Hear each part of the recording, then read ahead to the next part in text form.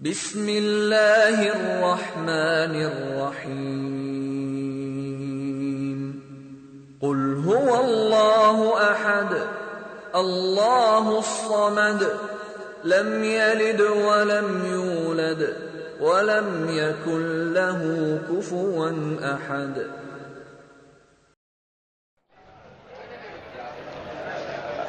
السلام عليكم ورحمة الله وبركاته.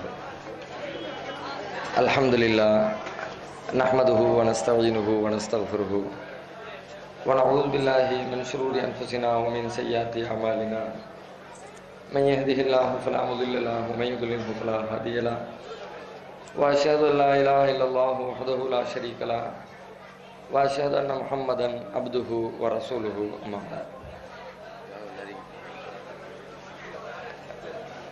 பெருமதிப்பிற்கும் மரியாதைக்கும் உரிய எல்லாம் வல்ல அல்லாஹுவின் நல்லடியார்களே, அருமை பெரியோர்களே, தாய்மார்களே, சகோதர சகோதரிகளே, ஏக இறைவனின் அளப்பெரும் கிருபையினால்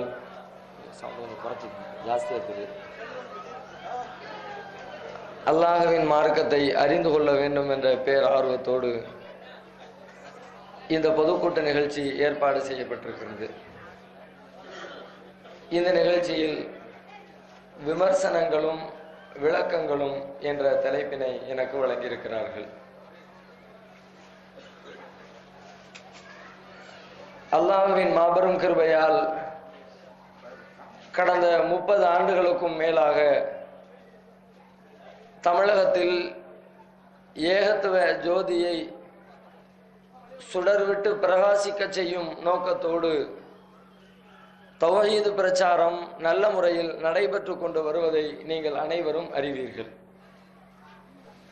இந்த ஜமாத்து மிக முக்கியமாக மக்கள் மன்றத்திலே கொண்டு சேர்க்கிற செய்தி இஸ்லாத்தின் அடிநாதமாக திகழ்கிற லா இலாஹ இல்லல்லாஹ் முஹம்மதுர் ரசூலுல்லாஹ் என்ற செய்தி. இந்த இரண்டிற்குரிய விளக்கங்களை தான் இத்தனை ஆண்டு காலமாக மக்கள் மன்றத்தில் இந்த ஜமாஅத்து பேசிக்கொண்டு வருகிறது. காரண காரியங்களோடு, தர்க்க ரீதியான வாதங்களோடு, திருமறை குர்ஆனுடைய ஆதாரங்களோடு, நபிகள் நாயகம் ஸல்லல்லாஹு அலைஹி வஸல்லம் அவர்களுடைய வழிகாட்டுதலோடு இந்த கொள்கையினை நாம் பிரச்சாரம் செய்து கொண்டு வருகிறோம். இந்த கொள்கைக்கு இருக்கிற மிக முக்கியமான ஒரு பண்பு என்னவென்றால், இது உள்ளதை உள்ளபடி மக்களிடத்திலே இந்த செய்தி சென்று சேரும் பொழுது நடுநிலையாக இருக்கிற மக்கள், எந்த விதமான கொள்கை முன்முடிவுகளும் எடுத்துக்கொள்ளாத மக்கள் இந்த கொள்கையின்பால் 100% ஈர்க்கப்பட்டு விடுவார்கள். இது இந்த கொள்கைக்கே உண்டான ஒரு தனி சிறப்பு. ஏனெனில் இது அல்லாஹ்வுடைய மார்க்கமாக இருக்கிற காரணத்தினால் அந்த மார்க்கத்திற்கு என்று இறைவன் ஏற்படுத்தி வைத்திருக்கிற ஒரு அற்புதமான பண்பு. சரியான முறையில் இது எங்கே பேசப்படுகிறதோ, எடுத்து சொல்லப்படுகிறதோ, அங்கிருக்கிற மக்கள் ஆண்டாண்டு காலமாக எப்படிப்பட்ட கொள்கையிலே ஊறி திளைத்திருந்தாலும் அவர்களும் இந்த சத்தியத்தின்பால், இந்த கொள்கையின்பால் ஈர்க்கப்படுவார்கள் என்பதற்கு ஏராளமான வரலாற்று சான்றுகளை நாம் காட்ட இயலும்.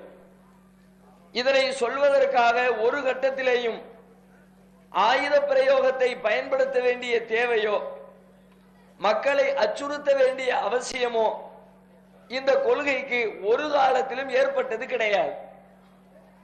ஆனால் இந்த கொள்கையை எதிர்க்கின்றவர்கள், இதனை அழிக்க துடிக்கின்ற, இதற்கு எதிரான கருத்துடையவர்கள் உலகம் முழுவதிலும் சொல்லிக் கொண்டு வருகிற ஒரு செய்தி, இஸ்லாம் என்பது அச்சுறுத்தலால், ஆயுத முனையிலே பலகீனமான மக்களை மிரட்டித்தான் இது வளர்ந்திருக்கிறது. வாளால் வளர்ந்த மார்க்கம் இஸ்லாம் என்றுதான் திரும்ப திரும்ப திரும்ப சொல்லிக் கொண்டு வருகிறார்கள். உண்மையில் இந்த தத்துவம், இந்த செய்தி பொய்யானது என்பதை நிரூபிப்பதற்கு ஏராளமான நிகழ்கால சான்றுகளையும் பார்க்க முடியும். வரலாற்று சான்றுகளையும் நம்மால் காட்ட இயலும். நபிகள் நாயகம் ஸல்லல்லாஹு அலைஹி வஸல்லம் அவர்கள் இந்த கொள்கையை சொல்லும் பொழுது, சொல்ல துவங்குகிற ஆரம்ப காலத்தில் அவர்கள் பிறரை அச்சுறுத்துகிற அளவிற்கு வளர்ந்திருக்கவில்லை. தனி மனிதராகத்தான் இந்த கொள்கையை கையிலே எடுத்தார்கள். அவர்களோடு அவர்களுடைய நண்பர்கள் 1-2 பேர் சேர்ந்தார்கள்.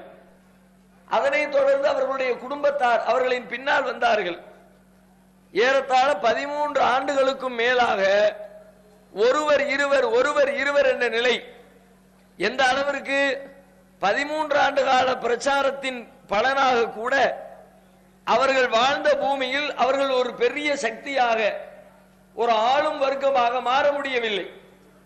13 ஆண்டுகளுக்கு பிறகு கூட எதிரிகளுடைய எதிர்ப்புகளையும் அடக்குமுறைகளையும் தாங்கிக் கொள்ள முடியாமல் அந்த ஊரை காலி செய்துவிட்டு பக்கத்திலே இருக்கிற மதினாவிற்கு புலம்பெயர்கிற அளவிற்கு அவர்கள் நெருக்கடிக்கு ஆளாயிருந்தார்கள். பலகீனமான நிலையிலே இருந்தார்கள். இப்படிப்பட்ட நிலையில் சொல்லப்பட்ட ஒரு மார்க்கம் தான் பிற்காலத்தில் உலகத்தை ஆளுகிற ஒரு கொள்கையாக, ஒரு மிகப்பெரிய தேசத்தினுடைய சக்கரவர்த்தியாக அன்னலம் பெருமகனார் நபிகள் நாயகம் ஸல்லல்லாஹு அலைஹி வஸல்லம் அவர்களை ஏற்றி வைத்தது. அப்படியானால் இவர்கள் வாளால் அச்சுறுத்தி பிறரை மிரட்டி இந்த கொள்கையை வளர்த்தார்கள் என்று சொல்லப்படுகிற விமர்சனம் ஒரு குற்றச்சாட்டு, பொய்யான குற்றச்சாட்டு என்பதை விளங்கிக் கொள்ள முடிகிறது. இப்படித்தான் ஒவ்வொரு இறை தூதர்களுடைய காலத்திலேயும் நபி இப்ராஹிம் அலைஹிஸ்ஸலாம் இஸ்லாமிய மார்க்கத்திலே மிக சிறப்பாக போற்றப்படுகிற, மிக உயர்ந்த இடத்திலே வைத்து பார்க்கப்படுகிற இறை தூதர்களில் ஒருவர் நபி இப்ராஹிம் அலைஹிஸ்ஸலாம். அவர்களும் அவர்களுடைய கொள்கையினை, இந்த இஸ்லாமிய கருத்தினை மக்கள் மன்றத்திலே எடுத்து வைக்க துவங்குகிற பொழுது பலகீனத்திலே ஆக கடைசி நிலையில் இருந்தார்கள். எந்த அளவிற்கு இருந்தார்கள்? அவர்களுக்கு இழைக்கப்படுகிற கொடுமைகளை எதிர்த்து குரல் கொடுக்க முடியாத அளவிற்கு நெருப்பு குன்றத்திலே தூக்கி எறிந்து அவர்களை காலி செய்வதற்காக எதிரிகள் திட்டம் தீட்டி அந்த திட்டத்தையும் அவர்கள் செய்து முடிக்கிற அளவிற்கு நெருப்பு குண்டத்திலே நபி இப்ராஹிம் அலைஹிஸ்ஸலாம் அவர்களை தூக்கி போட்டார்கள். அவர்களுடைய சதி செயல் நிறைவேறியது. ஆனாலும் அல்லாஹ் ரப்பல் ஆலமீன் தன்னுடைய கிருபையால், அற்புதத்தால், ஆற்றலால் நபி இப்ராஹிம் அலைஹிஸ்ஸலாம் அவர்களை நெருப்பிலிருந்து பாதுகாத்தான் என்பது தனி விஷயம். ஆனால் உலகத்தின் பார்வையில் எதிரிகளின் கை ஓங்கி இருந்தது. அந்த ஊரிலே வாழ முடியாமல் அவர்கள் ஊரை விட்டு வேறொரு ஊருக்கு ஹிஜ்ரத் செய்து செல்ல வேண்டிய கட்டாயத்திற்கு இப்ராஹிம் அலைஹிஸ்ஸலாம் அவர்களும் தள்ளப்பட்டார்கள். நபி மூசா அலைஹிஸ்ஸலாம் திருமறை குர்ஆனில் அதிகமாக பேசப்படுகிற ஒரு இறை தூதரின் வரலாறு இருக்கிறது என்றால் அது வேறு எந்த நபிமார்களின் வரலாறும் இந்த அளவிற்கு திருமறை குர்ஆனிலே விரிவாக பேசப்பட்டது கிடையாது. ஆதம் நபியிலிருந்து ஈசா நபி வரைக்கும் பேசப்படுகிற அத்தனை வரலாற்று நாயகர்களுடைய வரலாற்றிலேயும் அதிகமான பக்கங்களில் பேசப்படுகிறவர்கள் நபி மூசா அலைஹிஸ்ஸலாம். இந்த மூசா அலைஹிஸ்ஸலாம் அவர்களின் நிலைமை என்ன? ஏகத்துவத்தை சொல்வதற்காக எகிப்து தேசத்திற்குள்ளே அடியெடுத்து வைக்கிறார்கள். அங்கே இருக்கிற ஆளும் வர்க்கமாக ஃபிரௌனுடைய குடும்பத்தாரும் ஃபிரௌனுடைய அதிகாரிகளும் மந்திரிகளும் ஆட்சியிலே அமர்ந்திருக்கிறார்கள். எடுத்து சொல்லி பார்க்கிறார்கள், அவர்கள் ஏற்க மறுக்கிறார்கள். நபி அவர்களுடைய கொள்கையை ஒரு சிறு கூட்டம் ஏற்றுக்கொள்கிறது.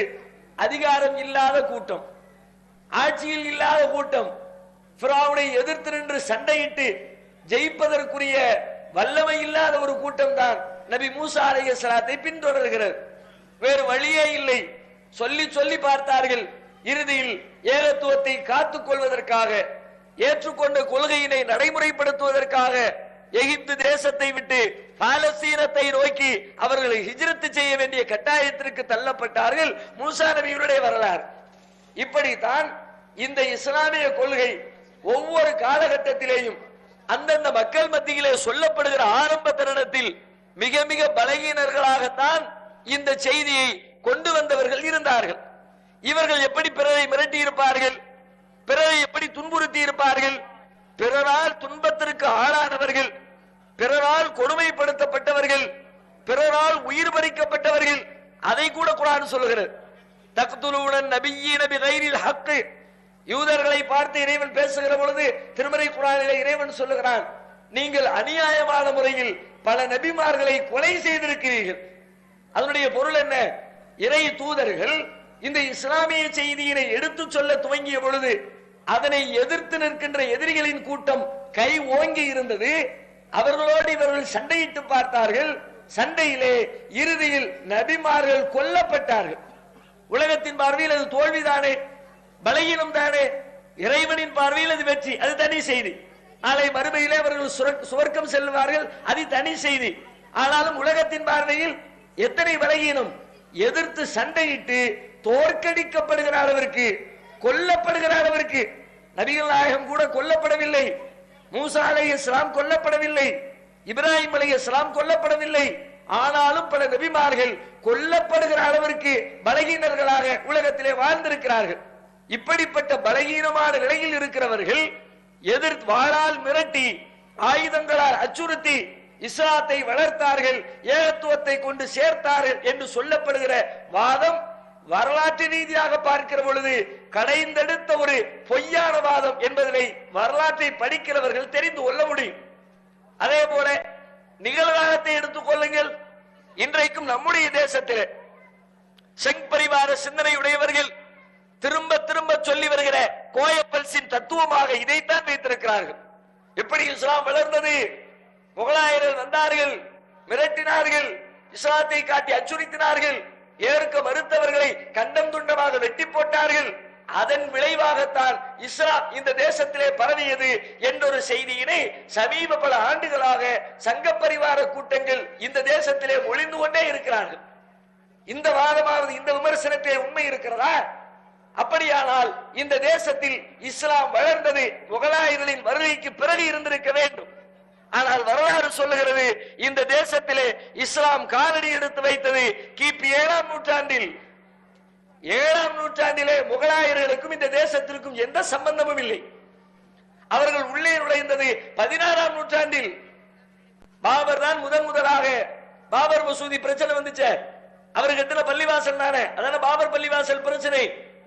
கிபி 1500களின் இடைக்காலத்தில் தான் முதலாக பாபர் இந்த தேசத்திற்குள்ளே வருகிறார். 16ஆம் நூற்றாண்டு அது. 16ஆம் நூற்றாண்டிலே முகலாயர்கள் நுழைகிறார்கள். இஸ்லாம் இந்த தேசத்திலே காலூன்றிய வரலாறு கிபி 7ஆம் நூற்றாண்டிலே இருக்கிறது. எத்தனையோ சான்றுகள் இன்றைக்கு மிச்சம் இருக்கிறது. கேரளாவிற்கு சென்றவர்களுக்கு தெரியும், காசர்கோடு என்ற ஒரு ஊர் இருக்கிறது. அங்கே கிபி 7ஆம் நூற்றாண்டிலே கட்டப்பட்ட பள்ளிவாசல் மாலிக் பின் தீனார் என்ற பெயரிலே இன்றைக்கும் இருக்கிறது. அங்கு சென்றவர்கள் அங்கிருக்கிற கல்வெட்டை பார்த்து அது தோற்றுவிக்கப்பட்ட காலத்தை அறிந்து கொள்ள முடியும். அதே போல கிபி 8ஆம் நூற்றாண்டிலே தோற்றுவிக்கப்பட்ட பள்ளிவாசல்கள் தமிழகத்துடைய பல்வேறு பகுதிகளில் கல்லு பள்ளிகளாக, கற்களால் கட்டப்பட்ட, முழுமையாக கற்களால் வடிவமைக்கப்பட்ட பல்வேறு பள்ளிகள் இந்த தேசத்திலே உருவானது கிபி 8ஆம் நூற்றாண்டு. திருச்சிக்கு சென்று பாருங்கள், பக்கத்தில் இருக்கிற திருச்சியிலே கோட்டை ரயில்வே ஸ்டேஷன் என்ற ஒரு ரயில்வே ஸ்டேஷன் இருக்கிறது. அதற்கு அருகிலே இருக்கிற பள்ளிவாசல் கிபி 8ஆம் நூற்றாண்டிலே கட்டப்பட்டது என்று வரலாறு சொல்லுகிறது, கல்வெட்டு பேசுகிறது. தொல்லியலாளர்கள் அதை ஊர்ஜிதப்படுத்துகிறார்கள். உண்மைதான், இது 8ஆம் நூற்றாண்டிலே கட்டப்பட்ட பள்ளிதான். முகலாயர்களின் வருகைக்கு பிறகு அதிகாரத்தை பயன்படுத்தித்தான் இஸ்லாத்தை அவர்கள் வளர்த்தார்கள் என்பது உண்மை என்று சொன்னால், அவர்கள் வருவதற்கு 7 நூற்றாண்டுகளுக்கு முன்னரே, 6 நூற்றாண்டுகளுக்கு முன்னரே இந்த தேசத்திலே நூற்றுக்கணக்கான பள்ளிவாசல்கள் உருவெடுத்தது. அவர்களை இஸ்லாத்திற்கு கொண்டு வந்தவர்கள் யார்? அதற்காக வாழ்பிடித்த அரசர்கள் யார்? அதற்காக கொடுமைப்படுத்திய கொடூரர்கள் யார்? பதில் சொல்ல முடியுமா? இந்த கேள்வியை யாரெல்லாம் ஆயுதத்தால் வாளால் இஸ்லாம் பரவியது என்று சொல்லுகிறார்களோ அவர்கள் அத்தனை பேரை நோக்கி முன்வைக்கிறோம். யாருக்கு ஏதும் பதில் சொல்லுகிற திராணி இருக்கிறதா? எவனும் பதில் சொல்ல இயலாது. ஏனெனில் அவர்கள் சொல்வது பொய். பொய்யனுக்கு என்ன ஆதாரம் இருக்கும்? பொய்யின் இடத்துல என்ன சான்றை எதிர்பார்க்க முடியும்? இப்படி இஸ்லாமிய செய்தி எப்படி வளர்ந்தது? எப்படி அழிக்கவில்லை, மிரட்டவில்லை, கொடுமைப்படுத்தவில்லை. பிறகு எப்படி வளர்ந்தது? இஸ்லாத்துடைய தனிச்சிறப்பை அப்படித்தான். ஒருவர் இஸ்லாத்தை சரியாக கடைபிடித்தால், 100% பின்பற்றினால், பின்பற்ற முயற்சி எடுத்தால், அவரை பார்த்து அக்கம் பக்கத்திலே இருக்கிற 1000 பேர் இஸ்லாத்தை ஏற்பார்கள். இது இஸ்லாத்திற்கே தனிச்சிறப்பு. இறைவன் அவனுடைய மார்க்கத்தை வளர்ப்பதற்காக ஏற்படுத்தி வைத்திருக்கிற ஒரு பண்பு. உலகத்திலே எந்த ஒரு கொள்கை ஏற்கப்பட வேண்டும் என்று சொன்னாலும் அல்லது மறுக்கப்பட வேண்டும் என்று சொன்னாலும் அதற்கு என்று தர்க்க ரீதியான சில காரணங்களை வகைப்படுத்துவார்கள். இஸ்லாத்திற்கு அது எதுவுமே பொருந்தாது. எதை சொன்னாலும் ஒத்து வராது. ஆனால் இஸ்லாம் வளரும். ஒரு செடி வளர வேண்டும் என்றால் அதுக்கு சில நிலைகளை சொல்லுவோம். செடி வளரணுமா, அங்க நல்ல தண்ணி ஊத்தணும், நல்ல வெயில் படுற இடத்துல வைக்கணும், ஆடு மாடு தின்று விடாமல் பாதுகாக்க வேண்டும், தேவைப்பட்டால் அதற்கு உரமிட வேண்டும். இவற்றை எல்லாம் எங்கே முறையாக செய்கிறார்களோ அங்கே செடி வளரும். இது அறிவு சொல்கிறது, அறிவியலும் இதைத்தான் சொல்லுகிறது. ஆனால் இஸ்லாம் வளர்வதற்கு இது மாதிரி ஒரு கொள்கைக்கு ஒரு இலக்கணம் சொல்லுவோம்ல, ஒரு இயக்கத்திற்கு ஒரு இலக்கணம் சொல்லுவோம்ல. ஒரு கட்சி வளர வேண்டும், எப்படி? அதற்கு சில நியதிகள் இருக்கும். அங்கு சென்றால் பொறுப்புகள் கிடைக்கும், அங்கே சென்றால் பணம் காசு கிடைக்கும், அங்கே சென்றால் மதிப்பு மரியாதை கிடைக்கும், அங்கே சென்றால் ஆட்சியாளர்கள் நமக்கு சல்யூட் அடிப்பார்கள். ஒன்னொன்னுக்கும் இருக்கிறது. அதே போல மதங்கள் வளர வேண்டும் என்று சொன்னால், ஒரு மார்க்கம் வளர வேண்டும் என்று சொன்னால் அதற்கு சில இலக்கணங்களை உலக அறிவியலாளர்கள் சொல்வார்கள், அறிவுஜீவிகள் சொல்வார்கள். அப்படிப்பட்ட எந்த இலக்கணங்களையும் மறுத்துவிட்டு இஸ்லாம் வளர்கிறது. அந்த இலக்கணங்களை பொருத்தி பார்த்தீங்கன்னா பொருந்தார். இங்க போனா அடி விழும், இங்க போனா மிரட்டல் வரும், இங்க போனா சுகமா வாழ முடியாது, இங்க போனா நிறைய கட்டுப்பாடு, இங்கே சென்றால் விரும்பியதை சம்பாதிக்க முடியாது, இங்கே சென்றால் விரும்பியபடி வாழ்வின் இன்பத்தை அனுபவிக்க முடியாது. கட்டுப்பாடு கட்டுப்பாடு கட்டுப்பாடு, 1008 கட்டுப்பாடு. யாராவது வருவானா? ஏண்டாங்க போய்கிட்டு ஒரு வேலையை செய்ய விட மாட்டாங்க, ஒரு கக்கூஸ் போக விட மாட்டான், பின்னாடியே வந்துடும் மார்க்கம். எப்படி போற, எங்க போற? நிழல் தருகிற மரமா ஓரஞ்சாரமா இருக்கான்னு நம்ம பார்ப்போம். இஸ்லாம் சொல்லும் நிழல் தரம் வரும், ஓரத்துல இருந்தாலும் அங்க இருக்காது. ஏன்? 4 பேர் போவான் வருவான், நிழலா இருக்குன்னு உட்காருவான். நீ பேசாம உட்கார்ந்துட்டு போயிட்டானா அவன் எப்படி உட்காருவான்? உட்கார்ந்துடாத. இஸ்லாம் சொல்லும். பாத்ரூம் போறதுலாம் பஞ்சாயத்து. இஸ்லாம் அப்படித்தான் பஞ்சாயத்து பண்ணும். ஏன்? மனிதர்களின் நலனில் அக்கறை கொண்டிருக்கிற மார்க்கம் இஸ்லாம். எறும்பு புற்று இருக்கிறது, சிறுநீர் கழித்து விடாதே. ஏன்? நீ அவசரத்துல உட்கார்ந்துகிட்டு இருப்ப, எந்திரிச்சு ஓடி வர வேண்டியது இருக்கும். உள்ள இருந்து எறும்பு படை எடுத்துருச்சுன்னா எவ்வளவு சிக்கல், உனக்கே டேஞ்சரா போயிடாத. அவசரன்றதுக்காக அங்க போய் உச்சாருந்துடாத, மாட்டிக்கிட்டு முழிப்ப. இஸ்லாம் சொல்லுகிறது. இப்படி எத்தனை கழிவறையில் துவங்கி மிகப்பெரிய மாட மாளிகைகள் கட்டி முடிக்கிற வேலைகள் வரை, வழிபாடுகள் துவங்கி வாழ்க்கை முறையின் ஒவ்வொரு அம்சங்கள் வரை அனைத்திலும் இஸ்லாம் வழிகாட்டுகிறது. அனைத்தும் கட்டுப்பாடு. தெருவிலே செல்லுகிறோம், பெண்கள் பல மாதிரி போய்கிட்டு இருக்கிறாங்க, வந்துகிட்டு இருக்கிறாங்க. இஸ்லாமும் கூடவே வரும்.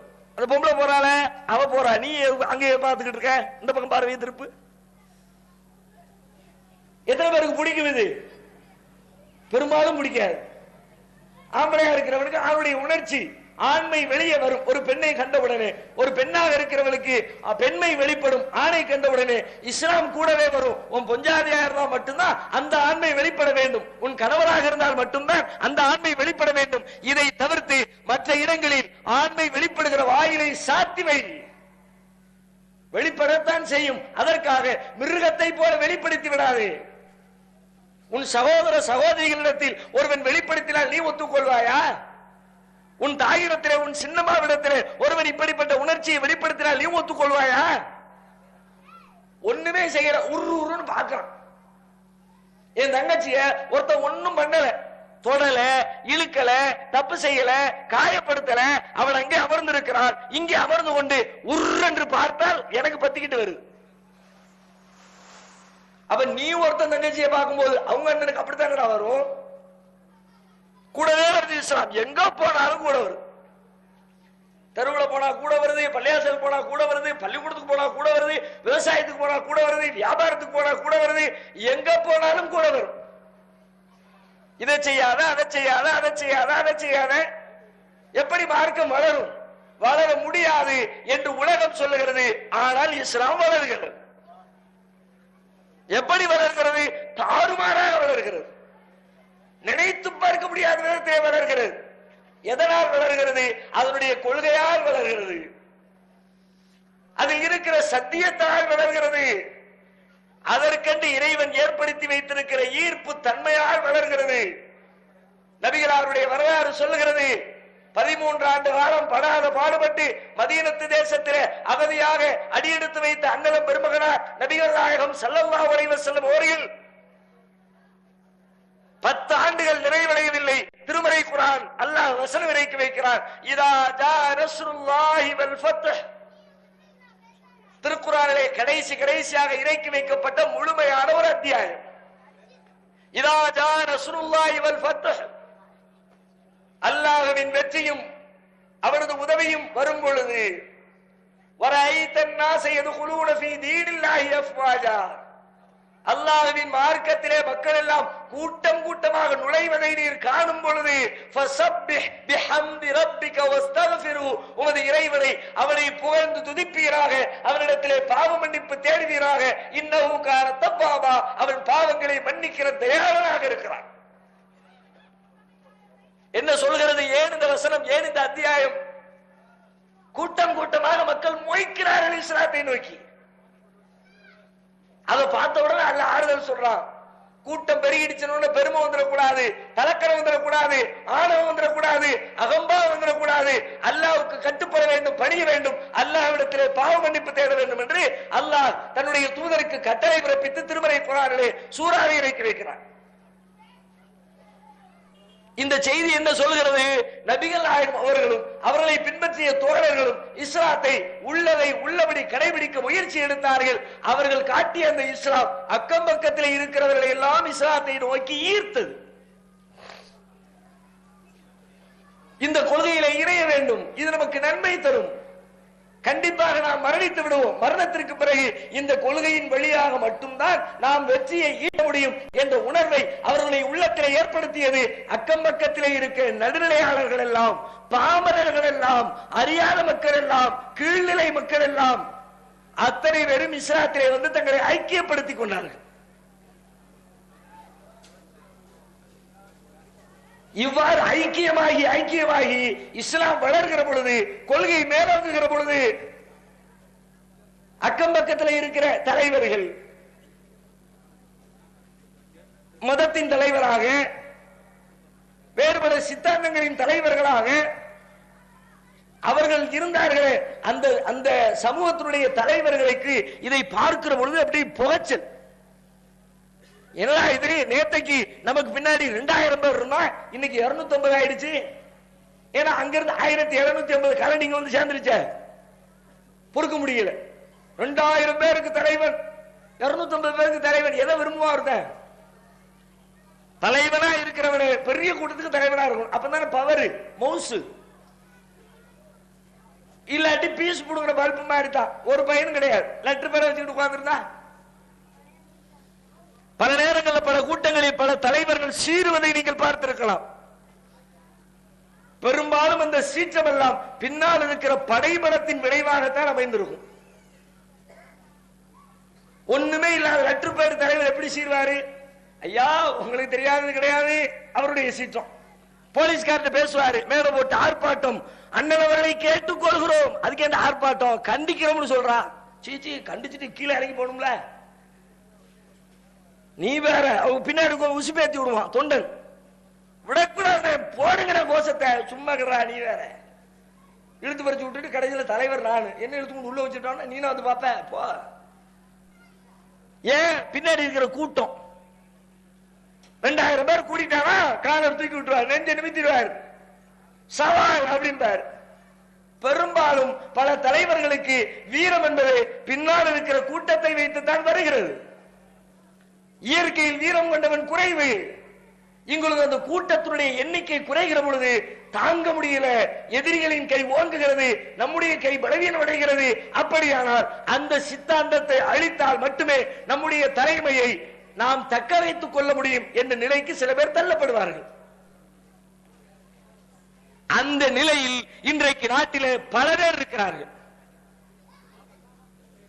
ஆரம்பத்திலே சொல்லி காட்டினார்களே தீர்மானத்திலே கூட, என்ன கர் வாபசியா, கருக்கு வாபஸ் ஆகணுமா, வீடு திரும்புதலாம். நான் டெய்லி எங்க வீட்டுக்கு போய்கிட்டு தான் இருக்கேன், திரும்பி திரும்பி எல்லாரும் போய்கிட்டு தான் இருக்கிறோம். அவங்க வீடு திரும்பணுமா? என்னப்பா வீடு திரும்புறது? தாய் மதம் திரும்பு, அதுதான் வீடு. நேற்றைக்கு ஒரு தனியார் தொலைக்காட்சியில இஸ்லாத்தை ஏற்றுக்கொண்டதாக தன்னை அறிமுகப்படுத்திக் கொண்ட ஒரு சகோதரி சொன்னால், தாய் மதம் திரும்பு என்கிறார்கள். 100% அவர்களின் கொள்கையை இப்போது நான் ஏற்றுக்கொண்டிருக்கிறேன். இஸ்லாத்தை ஏத்துக்கிச்சு அந்த பிள்ளை. அது சொல்லுகிறார், தாய் மதம் திரும்பு என்கிறார்கள் என் சகோதரர்கள். 100% அவர்களின் கொள்கையை நான் ஏற்றுக்கொண்டேன். ஏனெனில் என்னுடைய தாய், என்னுடைய தந்தை ஆதமும் ஹவ்வாவும் எந்த இஸ்லாத்தில் இருந்தார்களோ அந்த இஸ்லாத்திற்கு திரும்பி விட்டேன்.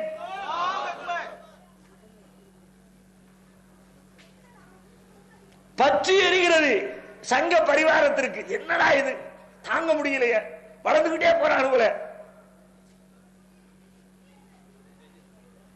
1991 கணக்கெடுத்தா, 2001 கணக்கெடுத்தா, 2011 கணக்கெடுத்தா, ஒவ்வொரு கணக்கெடுப்புலையும் முஸ்லிம்களின் எண்ணிக்கை கூடிக்கிட்டே போகுது. முஸ்லிம்களின் கை ஓங்குகிறது என்றால் நம்முடைய கை தளர்கிறது, பிடி குறைகிறது என்று பொருள். நம்முடைய மக்களை நம்மிடத்திலே தக்க வைத்துக் கொள்ள வேண்டும். அதற்கு நம்மிடத்திலே சரக்கு இல்லை. சரக்கு இருந்துச்சுன்னா அவன் கொள்கை அவன் தான் மக்கள்கிட்ட பேசிக்கிட்டே இருப்பான், எவனும் வெளியே போக மாட்டான். சரக்கு இல்ல, எவனையும் உள்ள உட்கார வைக்க முடியல. அப்படியான என்ன செய்வது? எதிரிகளை வீழ்த்தி நம்முடைய கையை ஓங்கி உயர்த்தி கொள்வோம். அவனை மட்டம் படுத்திட்டோம்னா அவன் இல்லாட்டி ஓஞ்சது இருக்கிறோம் பூரா நம்ம தானே. ஏன்னா கிறிஸ்தவர்கள் கூட அவங்க அந்த பட்டியலை வைக்கிறதுக்கு ரெடியா இருக்கிறாங்க. இந்துக்கள் பட்டியல நம்மளை மட்டும்தான் வைக்க, நம்மளை தான் ஜீரணிக்க முடியல. ஏன் இன்னைக்கு கிறிஸ்தவ மதத்துல பாருங்க, ஏறத்தாழ ஒரு 50% கிறிஸ்தவர்கள் பெயரால் கிறிஸ்தவர்களாக வாழ்க்கை முறையால் இந்துக்கள் ஆகிவிட்டார்கள். சமீபத்தில் ஒரு நிகழ்ச்சி, இந்து மக்களுடைய ஒரு திருவிழா நிகழ்ச்சி, ஏதோ ஒரு நாள், ஒரு 2 மாசத்துக்கு முன்னாடி திருச்சியில் ஒரு பிரபலமான கிறிஸ்தவ சர்ச் ஒண்ணு அதிகாலையில் 5 மணிக்கு நடை திறந்து வைத்து கோவில்ல கும்பாபிஷேகம் நடத்துவாங்க. அதே மாதிரி 2 பக்கம் நின்றுகிட்டு கையெடுத்து கும்பிட்டுக்கிட்டு விளக்காக ஆராதனை நடத்தி கொண்டு கிறிஸ்தவர்கள். அவங்க விஷயத்துல சங்க பரிவாரத்திற்கு நம்பிக்கை, ஆளை காலி பண்ணிடலாம், இவனோ பிரச்சனை இல்லை. முஸ்லீம் தான் கொஞ்சம் கூட தோற மாட்டேங்கிறான், எல்லா விதத்திலையும் மாத்தி மாத்தி பேசுறான். அப்ப நம்முடைய இஸ்லாத்துடைய வளர்ச்சி அவர்களுக்கு பெரிய பொறுமையை தருகிறது, பொறாமையை தருகிறது, கோபத்தை தருகிறது. அழிக்க நினைக்கிறார்கள், ஆயுதம் தூக்கிறார்கள், எத்தனையோ விதமான முயற்சிகளில் ஈடுபட்டார்கள், கொத்து கொத்தாக கொலை செய்தார்கள், கலவரங்களை உண்டாக்கினார்கள், குண்டு வைத்துவிட்டு நம்மீது பழியை போட்டார்கள், ஏராளமான வன்முறைகளில் ஈடுபட்டார்கள். அனைத்து வன்முறைகளையும் ஈடுபட்டு ஈடுபட்டு ஈடுபட்டு இஸ்லாத்திற்கு அவப்பெயரை ஏற்படுத்த முயற்சி எடுத்தார்கள். ஆனாலும் பாருங்கள், சுப்ஹானல்லாஹ், அல்லாஹ் தூய்மையான. அப்படிப்பட்ட அவதூறு பிரச்சாரங்களுக்கு இடையில், அடிதடிகளுக்கு இடையில், கொடுமைகளுக்கு இடையில், கொலை குற்றங்களுக்கு இடையில், வன்முறைகளுக்கு இடையில் அல்லாஹ்வின் மார்க்கம் இந்த தேசத்திலே வளர்ந்து கொண்டிருக்கிறது. எத்தனை வருஷம் முயற்சி? 1 வருஷம் 2 வருஷமா? எத்தனை வருஷம்? நாடு சுதந்திரம் அடைவதற்கு முன்னால் போடப்பட்ட பிளான். 1924 உருவாக்கப்பட்டது இந்த ராஷ்டிரிய சுயம் சேவக் என்ற RSS அமைப்பு. அதற்கு முன்பே வித்திடப்பட்ட ஒரு கொள்கை, இஸ்லாத்தை அழிக்க வேண்டும், முஸ்லிம்களை ஜீரணிக்க வேண்டும். ஆனால் முடியல. வன்முறைகளை எல்லாம் பார்த்துவிட்டு முடியாத பொழுது இவர்களை எதிர்த்து நின்று அழிப்பது முடியாத காரியம். அப்படியானால் விமர்சனத்தின் வழியாக அழிப்போம். அந்த கொள்கையை தவறு இருக்கிறது என்று கொள்கை ரீதியாக அழிப்போம். அடிச்சு பார்த்தோம், மிரட்டி பார்த்தோம், கொன்னு பார்த்தோம், தீயரிச்சு பார்த்தோம், நாங்க முடியல, ஒரு விமர்சனத்தை முன்வைப்போம். குற்றச்சாட்டுகள், அவப்பெயரை ஏற்படுத்துவோம், கெட்ட பெயரை ஏற்படுத்துவோம், அவனை கெட்டவனாக மக்கள் மன்றத்திலே காட்டுவோம். அதன் வழியாக அவர்களின் கொள்கைக்கு செல்கிற மக்களை செல்ல விடாமல் தடுப்போம் என்ற ஒரு முயற்சி எடுத்து இன்றைக்கு முஸ்லிம்களை கெட்டவர்களாக காட்டுவதற்காக எல்லா மீடியாக்களோடு சேர்ந்து கொண்டு களத்திலே அவதூறு களத்திலே நின்று கொண்டிருக்கிறார்கள். இது ஒரு புறத்திலே இஸ்லாத்தின் வளர்ச்சி, அதனை கண்டு பொறுக்க முடியாதவர்களால் அழிக்க நினைத்த முயற்சிகள் எல்லாம் வீணாகிவிட்டது. அதை வைத்து பயனில்லை, அடிக்க அடிக்க இவர்கள் வளர்கிறார்கள் என்ற உண்மையை அவர்கள் கண்டுகொண்டார்கள். ஒவ்வொரு காலத்தில் எப்படித்தான் வளர்ந்திருக்கிறது இஸ்லாம். இப்ராஹிம் அலைஹிஸ்ஸலாத்தை அடித்தார்கள், நெருப்பிலே தூக்கி போட்டு பொசுக்கிறார்கள். அவர்கள் காலத்தில் இஸ்லாம் வளர்ந்தது. எப்படி வளர்ந்தது? ஒரு மக்கா என்ற பூமி, மதீனா மக்கமா நகரம் என்ற ஒரு புனித பூமியே, ஒரு புனித ஊரே உருவாகின்ற அளவிற்கு அவர்கள் காலத்திலே கொள்கை வளர்ந்தது. மூசா அலைஹிஸ்ஸலாத்திற்கு அதே நிலை. அழிக்க நினைத்தான் ஃபிரௌன். எப்படி வளர்ந்தது? எகிப்து என்ற தேசமே மூசா நபி அவர்களுடைய கரத்திலே கொடுக்கப்படுகிற அளவிற்கு அதனுடைய வளர்ச்சி அமைந்திருந்தது. நபிகள் நாயகத்தை அடித்தார்கள், உதைத்தார்கள், ஊரை விட்டே அனுப்பி வைத்தார்கள். அப்பொழுதும் வளர்ந்தது. எப்படி வளர்ந்தது? பிரம்மாண்டமான சாம்ராஜ்யத்திற்கு நபிகளார் தலைவர் என்ற ரீதியில் இஸ்லாம் வளர்ந்தது. ஒவ்வொரு காலகட்டத்திலேயும் அடித்தார்கள், அடித்தார்கள், உதைத்தார்கள், ஊர் விளக்கினார்கள், எல்லையில்லா துன்பங்களை கொடுத்தார்கள். அவர்கள் கொடுத்த துன்பம் ஒவ்வொன்றுமே இஸ்லாத்திற்கு இன்பமாக மாறி போனது. இறைவன் ஏற்படுத்திய விதி. தற்போதும் அதே நிகழ்வு. அவர்களுடைய ஆயுத முயற்சிகள் எல்லாம் காணல் நீராகிவிட்டது. இஸ்லாத்தின் வளர்ச்சி மென்மேலும் பன்மடங்காக வளர்ந்து கொண்டே போகிறது. எனவே ஆயுதத்தால் அழிக்க முடியாதவர்களை விமர்சனத்தால், குற்றச்சாட்டால், அவதூறால் அவர்களுக்கு களங்கத்தை ஏற்படுத்தி அழிக்க நினைப்போம் என்று விமர்சனங்களை முன்வைத்துக் கொண்டிருக்கிறார்கள். இது ஒரு வகை விமர்சனங்கள். இன்னொரு வகை விமர்சனம், அங்கிருந்து உள்ள வந்தாச்சு, அவுட்டர்ல இருக்கிற பூரா காலி பண்ணிட்டு இஸ்லாத்திற்குள்ளே வந்தாகிவிட்டது. இஸ்லாத்திற்குள்ளே வந்தவுடனே எல்லாம் இஸ்லாமா இருக்கார்களா? முஸ்லிம்களாக இருக்கிறார்களா? 100% இஸ்லாத்தை கடைபிடிக்கிறார்களா? அதையும் காணும். இங்கேயும் பல பேர் இஸ்லாத்தின் பெயர் தாக்கிகளாக இருக்கிறார்கள். அப்துல் காதர், அப்துல் ரஹ்மான், கதீஜா பீவி, ஆயிஷா பீவி என்ற பெயர்களில் மாத்திரமே அரபி மிளிர்கிறது. வாழ்க்கையில் இஸ்லாத்தை காணவில்லை. எதையெல்லாம் நபிகளார் அழிக்க வந்தார்களோ அவையெல்லாம் இன்றைக்கு நபிகளாரின் பெயராலேயே முஸ்லிம்களிடத்திலே அரங்கேறுகிறது. எந்த கொள்கையை அழிப்பதற்காக நபி ஈசா அலைஹிஸ்ஸலாம் உலகத்திற்கு அவதரித்தார்களோ அவர்களின் பெயராலேயே கிறிஸ்தவம் என்ற ஒரு வழிபாடு, ஒரு உருவ வழிபாடு உருவாக்கப்பட்டதை போல எந்த கொள்கையினை எல்லாம் காலில் போட்டு நபிகளார் மிதித்தார்களோ, நபிகளாரே சொன்னார்கள், தன்னுடைய இறுதி பேருரையில் குறிப்பிட்டார்கள், இன்னக்குள்ள செய்யும் ஜாஹிலியா, அறியாமை காலத்தில் இருக்கிற ஒவ்வொரு பழக்க வழக்கங்களையும்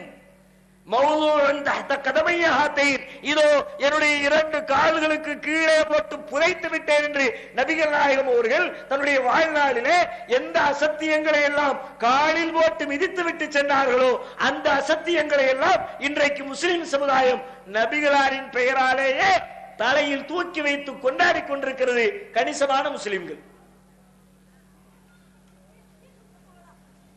இதை என்ன செய்வது? அதற்குத்தான் அவ்வப்போது அல்லாஹ் இந்த சமூகத்திலிருந்தே சீர்திருத்தவாதிகளை உருவெடுக்க செய்கிறார். அல்லாஹ்வுடைய மார்க்கத்தை 100% யாரும் கலங்கப்படுத்த முடியாது. அப்படி கலங்கமாகிற சூழல் வந்தால் உள்ளுக்குள்ள இருந்தே ஒரு சீர்திருத்த டீம் உருவாக்குவான். அவங்க போய் சீர்திருத்தம் பண்ணுவாங்க.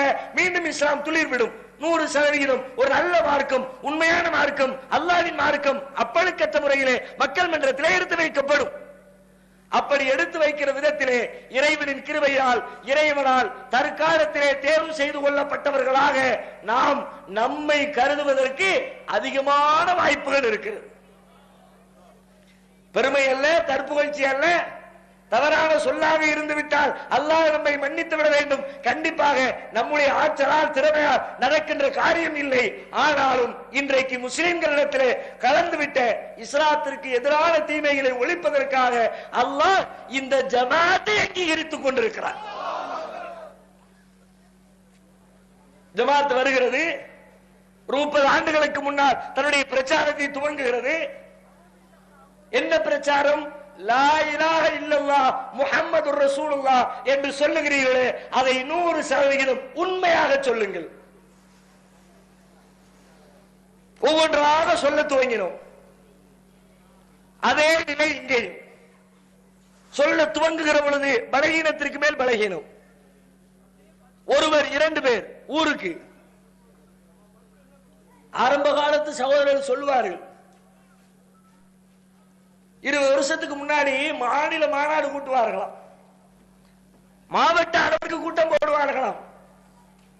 கூட்டத்தாரை நோக்கி நம்முடைய தலைவர்கள் பேசுவார்களாம், நாம் பிரம்மாண்டமாக திரண்டிருக்கிறோம். கூட்டத்தில் எண்ணி பார்த்தா 25 இருந்து 30 பேர் உட்கார்ந்துருப்பார்களாம். மேடையில் பேசுவார், பிரம்மாண்டமான கூட்டம். 25 பேரை உட்கார வச்சுக்கிட்டு பிரம்மாண்டம்னு சொன்னா சிரிக்க மாட்டாங்க. ஆனால் அன்றைக்கு அவர்கள் சிரிப்புக்கு சொல்லல, நெசமாவே சொன்னாங்க. அந்த 25 அவர்களுக்கு பெருசாக இருந்தது ஒரு காலத்தில்.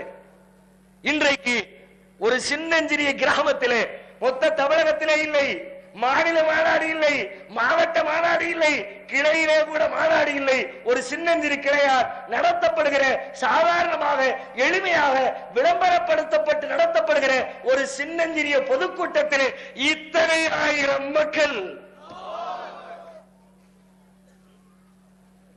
எப்படி வளர்ச்சி! பலகீனர்களாக இருந்த நம்மை அந்த வரலாற்று பாடங்களை காட்டி காட்டி காட்டி அல்லாஹ் வளர்க்கிறார். வளர்கிறது ஏகத்துவம், வளர்கிறது தௌஹீத், வளர்கிறது தௌஹீதுடைய கொள்கை. லா இலாஹ இல்லல்லாஹ் இப்படித்தான் நீங்கள் புரிய வேண்டும்.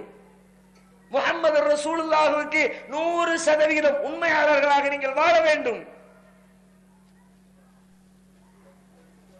பலரை ஈர்க்கிறது. அதே நிலை இஸ்லாத்துக்கு சொல்ல எல்லாம் இங்க அப்படியே பொருந்தது. ஒருத்தர் தௌஹீத் ஜமாத் தௌஹீத் இயக்கம் வளர்றதா இருந்தா அதுக்கு என்னெல்லாம் இருக்கணும்? தௌஹீத் ஜமாத்துக்குள்ள போனா பெரிய பதவி கிடைக்கும், பாராட்டு கிடைக்கும், சமூகத்தில் அந்தஸ்து கிடைக்கும், பொருளாதார வளம் கிடைக்கும். அப்படி எல்லாம் இருந்தா நிறைய மக்கள் வந்து சேருவாங்க. என்னமாவது கிடைக்குமா? அங்க வந்தா நெசமா இருக்கிற பூரா ஜமாத்துக்காரர் உருவிக்கிட்டே இருப்பான். ஒரு பொதுக்கூட்டம் நடத்தணும், சரி என்ன பண்றது? வசூல் பண்ணணும், சரி என்ன பண்றது? முதல்ல நீ எவ்வளவு போடுவ? பையில அடிச்சு புடுங்காத குறை யாரு கையில? நிர்வாகி கையில. இவன் எங்க ஊர் சொத்தை கொள்ளையடிக்கிறது? ஜமாத்துடைய நிகழ்ச்சிகளை நடத்துறதுக்கே சொந்த காசை போட வேண்டிய கட்டாயம் படவே இருக்கு. வருமானத்துக்கு வேலையே கிடையாது. ஏதாவது ஒண்ணு அங்கங்க வாய்ப்பு தெரியாம திறந்து வச்சிருந்தா கூட அதையும் தேவையில்லாம இழுத்து சாத்தி ஹஜ் சர்வீஸ் நடத்துறா, ஆஹா ஓன்னு சம்பாதிக்கிறான்னு உள்ள கால வைக்க போனா ஜமாத் முடிவெடுக்கிறது, யாரும் ஹஜ் சர்வீஸ் நடத்தக்கூடாது, உம்ரா சர்வீஸ் நடத்தக்கூடாது வச்சுட்டாங்களா? அதுல வருஷத்துக்கு ஒரு 2000 ரூபாய் சம்பாதிக்கலாம் பார்த்தா முடிஞ்சிருச்சு. தௌஹீத் ஜமாத்துல நடத்த முடியாது. ரியல் எஸ்டேட் அதான் இன்னைக்கு சக்கப்போடு போடுது. ஊருக்காரமெல்லாம் சக்கப்போடு போடட்டும், அவையெல்லாம் சம்பாதிக்கட்டும். ஜமாத்துல மாநிலத்தில் நிர்வாகியா இருக்கிறவரு அவர் இந்த வேலையை செய்யக்கூடாது. வருமானம் வரக்கூடாதியா? யார் உள்ள வந்து சேருவா? யோசிச்சு பாருங்க. யார் வருவார்? எண்ணிக்கை குறையும். பொருளாதாரத்துக்கு வழி இல்லை, எண்ணிக்கை குறைய வேண்டும். சரி, பொருளாதாரம் தான் கிடைக்கிற. சில பேர் காசை கொடுத்தாலும் பெரிய பதவிகளை எதிர்பார்ப்பார்கள், அந்தஸ்தை எதிர்பார்ப்பார்கள், சமூகத்தில் 4 பேர் நம்மை மதிக்க வேண்டும் என்று எதிர்பார்ப்பார்கள். தௌஹீத் ஜமாத்தில் சேர்ந்த உடனே அதுவாது கிடைக்குமா? ஊருக்குள்ள போனா தௌஹீத் ஜமாத் நிர்வாகினா வரப்பா தௌஹீத் ஜமாத் நிர்வாகி அப்படிம்பாங்களா? போறான் பாரு, சீர்திருத்தவாதியம்ல. நமக்கெல்லாம் தெரியாதா? இவங்க வந்து சொல்ல வந்திருக்காங்க. பெரிய மரியாதை. ஊரை விட்டே விலைக்கு வைக்கிறோம், ரொம்ப பெரிய மரியாதை. உன் வீட்டுல மௌத்து விழுந்துச்சுன்னா சந்துக்கே தரமாட்டான், ஆக பெரிய மரியாதை. கல்யாணம் கூட மையத்து வீடு மாதிரி மாத்திடுவோம், ஒருவேளை வரமாட, சூப்பர் மரியாதை. எல்லாம் வந்து சேருவானா? ஓடணும்ல, தெரிச்சு ஓடணும்ல. ஏண்டா தேவையில்லாம நம்ம பிள்ளை கல்யாணத்தை வச்சிருக்கிறோம், பாப்பா அவரை படுத்த படுக்கையா கிடக்கிறாரு, எப்ப இன்னைக்கே நாளைக்கே தெரியல. தௌஹீத் ஜமாத்துல போய் சேர்ந்து அதுல இஞ்சிக்கல் இல்ல இஞ்சிக்கல். பிள்ளைக்கு கல்யாணத்தையும் நல்லபடியாக நடத்த முடியாது, பாப்பாவுடைய மௌத்தையும் நல்லபடியாக அடக்க முடியாது. ஏன் வம்பு? வீட்டுக்குள்ள இருக்கணுங்கிற வர்றான், வருகிறான். என் தந்தையின் மரணத்திலே சிக்கல் இருந்தாலும் நான் தௌஹீதுக்கு வருவேன். என்னுடைய திருமணத்திலே பிரச்சனை இருந்தாலும் நான் தௌஹீதுக்கு வருவேன். மரியாதை இல்லை, சமூகத்திலே எதிர்பார்க்கப்படுகிற மரியாதை இல்லை, வருகிறார்கள். அதோட போச்சா? சரி, ஒரு பாராட்டு புகழ்ச்சி. மேடைய போட்டு அடுத்தவன் தான் போடல, நம்மள புகழ்ந்துக்குவோமே. சில பேர் கூட்டம் போடுவாங்க, அவனை புகழ்றதுக்கு ஊருக்குள்ள ஒருமையா இருக்க மாட்டான். அவனே 10,000 ரூபாய் செலவு பண்ணி 10,000 நோட்டீஸ் அடிச்சு ஊரெல்லாம் ஒட்டி மேல 4 பேரை கூட்டி வச்சு பேச்சாளர் உட்கார வச்சு அஜர்த்து பேசுங்க. அவர் என்ன பேசுவாரு? மரியாதைக்குரிய காவண்ணா ஆனா மீரா சாஹிப் அவர்கள் எவ்வளவு சிரமத்தோடு கஷ்டத்தோடு இந்த நிகழ்ச்சியை நடத்தி கொண்டிருக்கிறார்கள் என்றால் வார்த்தைகளால் சொல்ல முடியாத, தோழர்களே சொல்ல முடியாது, அவ்வளவு சிரமம். இது போன்ற நல்லவர்கள் வாழ வேண்டும். துவா. அல்லாஹ் அவருக்கு உடலிலே, அவருடைய ஆயுளிலே, அவருடைய பணத்திலே, அவருடைய பொருளாதாரத்திலே அல்லாஹ் பரக்கத்து செய்யட்டும். கூடியிருக்க மக்கள் ஆமீன் கரகோஷம். ஏன் ஊருக்குள்ள போடுற ஒரு வயல் இல்லல்ல, நம்மளா போந்துக்குவோம். அவர் இவரை போல இவர் உடனே அவரு நிர்வாகி அஜர்த்து பேசி முடிச்ச உடனே வைக்க முடிச்சு அஜர்த்து அவர்கள் எவ்வளவு அற்புதமான பேச்சாளர், நாடறிந்த நாவலர், ஏடறிந்த எழுத்தாளர். ஆகா ஓஹோ, இவர் செல்லாத நாடுண்டா, பேசாத சப்ஜெக்ட் உண்டா, தங்களை தாங்களே புகழ்ந்து கொள்வது. இங்க அதுவாவது உண்டா? ஒரு மேடை போட்டாலாவது ஒரு பொன்னாட போத்தணும், கிளை வட்ட செயலாளர்களை வரவழைச்சு, மாவட்ட செயலாளர் வரவழைச்சு லைன்ல நிக்க விட்டு சிறப்பு பேச்சாளர் அவர்களுக்கு தற்பொழுது அடியக்கமங்கலம் கிளையினுடைய தலைவர் அவர்கள் பொன்னாடை போர்த்தி கௌரவிப்பார்கள். அடுத்து திருவாரூர் கிளை ஒண்ணு போடுவாங்களா? ஒண்ணும் கிடையாது. சாதாரண பேச கூப்பிடும் போது ஒரு அடைமொழியாவது சொல்லுவாங்களா? நாம் இதுவரை ஆவலோடு எதிர்பார்த்து கொண்டிருந்த அருமை அண்ணன் அப்படின்னா பின்னாடி சட்டை பிடிச்சி எங்க நிறுத்துவாங்க. அடுத்து இவர் பேசுவாருன்னு சொல்லு, அவர் பொறுப்பு தேவைப்பட்டா சொல்லிக்க, அவர் என்ன தலைப்போ சொல்லிக்க. அது ஆவலோடு எதிர்பார்த்தம்ப இன்னைக்கு விட்டோம்னா நாளைக்கு இன்னொன்னு சேர்த்து போடுவேன், அதுக்கு விட்டோம்னா அதுக்கப்புறம் பழைய குருடி கதவை திருடின்னு அவன் பேசுற மாதிரி நீ ஆரம்பிச்சிருவேன். வேணாம்பா, வாசலே திறக்காத. இவர் பேசுவார், இன்ன தலைப்பில் பேசுவார், உட்கார்ந்து. இந்த அளவிற்கு என்றால் குறைந்தபட்ச வார்த்தை கூட இங்கே வெறுப்பிற்குரியதாக இருக்கிறது. எந்த அளவிற்கு குறைந்தபட்சம் இங்கே அழைக்கிற பொழுது கூட பக்கீர் முகமது அல்தாஃபி பேரை நிகழ்த்துவார் சொன்னாங்களா? உரை நிகழ்த்துவார் சொல்லுவாங்க, பேருரை. ரசூலுல்லாஹ்வுக்கு இறுதி பேர் வச்சிருப்போமே, அது மாதிரியா? அது கூட இங்கே வெறுப்பிற்குரியது, விருப்பிற்குரியதல்ல. தேவையில்லையே, இந்த வார்த்தையை போட வேண்டிய அவசியம் இல்லையே. உரை நிகழ்த்துவார்னு சொல்லிட்டு உட்காருங்க, அவர் நிகழ்த்துறவர் நிகழ்த்திக்குவார். அவர் பெருசா நிகழ்த்தினா பேருடைய மக்கள் பேர் வச்சுக்கிட்டோம், சிறுசா நிகழ்த்தினா சிற்றுரையின் மக்கள் பேர் வச்சுக்கிட்டோம், நீங்க வைக்க தேவையில்லை. வளருமா? இப்படி ஒரு கொள்கையை நோக்கி வருவார்களா? விளம்பர விரும்பிகள் இந்த கொள்கையை நோக்கி வருவார்களா? வாய்ப்பே இல்லை. ஆனால் வளர்கிறது. எப்படி வளர்கிறது? தாங்க முடியல. அக்கம் பக்கத்துல பல பேரு நம்மை விட்டு பிரிந்தவர்கள், நம்மை எதிர்த்தவர்கள், நாம் யாரிடமிருந்து பிரிந்து வந்தோமோ அவர்கள் அத்தனை பேரும் கச்சை கட்டி கொண்டு வளர்கிறார். விடக்கூடாது. அடிப்போம், உதைப்போம், ஊர் விளக்குவோம், சிரமங்களை தருவோம் என்று என்னென்ன துன்பங்கள் உண்டோ அனைத்தையும் தொடர்ந்து செய்தார்கள். ஒண்ணு விடல. என்ன பாக்கி? நபிமார்களுடைய காலத்தில் என்னவெல்லாம் செய்யப்பட்டதோ அவை அனைத்துமே செய்யப்பட்டு விட்டது என்று சொல்லுகிற அளவிற்கு அனைத்து சிரமங்களும்.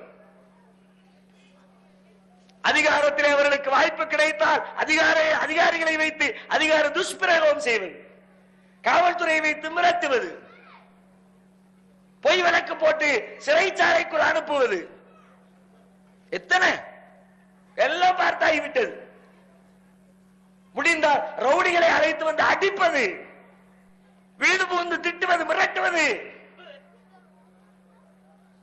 ஊர் விளக்குவது, ஜனாசாவிலே பஞ்சாயத்து செய்வது, திருமணத்திலே பிரச்சனை கிளப்புவது, என்னென்ன வழிமுறைகள் எல்லாம் உண்டோ நீர்த்து போக செய்ய அத்தனை வழிமுறைகளையும் கடைபிடித்தார்கள். அல்லாஹ்வின் அளப்பெரும் கிருபையினால் எப்படி இஸ்லாம் வளர்ந்ததோ அதே போல இந்த அசத்திய முஸ்லிம்களுக்கு இடையிலே சத்திய கொள்கையாக திகழ்கிற தௌஹீதும் இத்தனை எதிர்வுகளுக்கு இடையில் அல்லாஹ்வின் வல்லமையால் வானோக்கி வளர்ந்து கொண்டிருக்கிறது. அவங்கள மாதிரியே இவங்களும் திங்க் பண்றாங்க. இப்போ என்ன அடிச்சு பார்த்தோம் கதைக்காவல, மிரட்டி பார்த்தோம் கதைக்காவல, வேற என்ன பண்றது? அவர்களுக்கு அவப்பெயர் ஏற்படுத்துகிற விமர்சனங்களை தூக்கி வைப்போம். அவதூறுகளை அள்ளி போடுவோம். எதையெல்லாம் சொன்னோமோ அதையெல்லாம் திரித்து பேசுவோம். பேசுகிறார்கள், என்னவெல்லாம் பேசுகிறார்கள். தமிழகத்தில் எடுத்து பாருங்கள். நம்மை பார்த்து நாம் சொன்னோம், அல்லாஹ்விடத்திலே கேளுங்கள், அல்லாஹ்வை தவிர வேறு யாரிடமும் கையேந்தாதீர்கள், திருக்குர்ஆன் அப்படித்தான் உங்களுக்கு சொல்கிறது. இதை மக்களுக்கு சொன்னோம். திருமறை குர்ஆன் நெடுகிலும் பேசப்படுகிறது. வைதா ஸஅலக இபாதி அன்னி ஃபஇன்னி கரீப். நபியே, என்னை பற்றி உம்மிடத்திலே என்னுடைய அடியார்கள் கேட்டால் நான் அருகிலே இருக்கிறேன். உஜீபு தஅவத தாஇ இதா தஆன், அழைப்பவரின் அழைப்புக்கு பதிலளிக்கிறேன். ஃபல்யஸ்தஜீபூலி, ஏனெனில் பதிலை தேடுகிறவர் என்னிடத்திலே பதில் தேடட்டும். வல்யூமினு பி, என்னையே நம்பட்டும். லஅல்லஹும் யர்ஷுதூன், அவர்கள் நேர்வழி பெறுவார்கள். நபிகளாரும் சொன்னார்கள், உங்களுக்கு எது தேவையோ அனைத்தையும் அல்லாஹ்விடம் கேளுங்கள். இன்னல்லாஹ அலா குல்லி ஷைஇன் கதீர், அனைத்திற்கும் ஆற்றல் படைத்தவன் அல்லாஹ். பிள்ளை வேண்டுமா, அல்லாஹ்வை நாடுங்கள். பைத்தியம் நீங்கணுமா, அல்லாஹ்வை நாடுங்கள். நபிமார்களின் வரலாறுகளை எல்லாம் தூக்கி போட்டு ரசூலுல்லாஹ் பாடம் நடத்தினார்கள். அதையே நாமும் சொன்னோம். தர்காக்களுக்கு செல்லாதீர்கள், அவுலியாக்களிடத்தில் கையேந்தாதீர்கள், அவர்களிடத்திலே பிரார்த்திக்காதீர்கள். நீங்கள் அழைக்கிற அழைப்பை அவர்கள் செவி கொடுத்து கேட்க மாட்டார்கள். இது நாம் சொன்னதா? திருமறை குர்ஆன் சொன்னது. ومن أضل ممن يدعو من دون الله من لا يستجيب له إلى يوم القيامة. கியாமத் நாள் வரை அழைத்தாலும் அழைப்புக்கு பதிலளிக்க மாட்டானே, அவனை போய் அழைப்பவனை விட வெளியேறு வேறு எவன் இருக்கிறான்? இறைவன் கேட்கிறான். وهم عن دعائهم غافلون. நீங்கள் அழைக்கிறீர்கள், ஆனால் அவர்களுக்கு உங்கள் அழைப்பு தெரியவில்லையே. இறைவன் சொல்லுகிறான், என்னிடத்திலே கேளுங்கள். நஹ்னு அக்ரபு இலைஹி மின் ஹப்லில் வரீத், நான் உங்களுக்கு பிடரி நரம்பை விட அருகில் இருக்கிறேன். என்னிடத்தில் கேள், தர தயாராக இருக்கிறேன். என்னை பிரார்த்தனை செய். இதை சொன்னோம். உடனே விமர்சனத்தை அள்ளி போட்டார்கள். அடிச்சு பார்த்து வேலைக்கு ஆவல, கொள்கையை தப்பாக காட்டுவோம், சம்பந்தப்பட்டவன் மேல அவதூறு சொல்லுவோம். என்ன சொல்லுவோம்? பார்த்தீர்களா, நம்முடைய அவுலியாக்களை, நம்முடைய மகான்களை இவர்கள் திட்டுகிறார்கள். அவுலியாட்ட கேட்காத அப்படின்னா அவுலியா திட்டுற அர்த்தமா? அது எப்படி திட்டுவதாக ஆகும்? நீங்க சொல்ல போனா அவுலியாவை மதிக்கிற விதமே அதுதான். ஏன்? உங்க தகப்பனார் இருக்கிறார், தகப்பனாரை மதிக்கணும். தகப்பனாருக்கு கணக்கே தெரியாது. 1000 பேர் உட்கார்ந்து இருக்க இடத்துல, வாப்பா எனக்கு இந்த கணக்கு பாடத்தை சொல்லித்தா அப்படின்னா பேந்த பேந்த முழிப்பார். நீ அவருக்கு செய்ய மரியாதையா இது? ஏன்னா அவருக்கு தான் கணக்கு தெரியாத, நீ அவர்கிட்ட போய் கேட்ட, கணக்கு தெரிஞ்சவர்கிட்ட கேட்க வேண்டியதானே.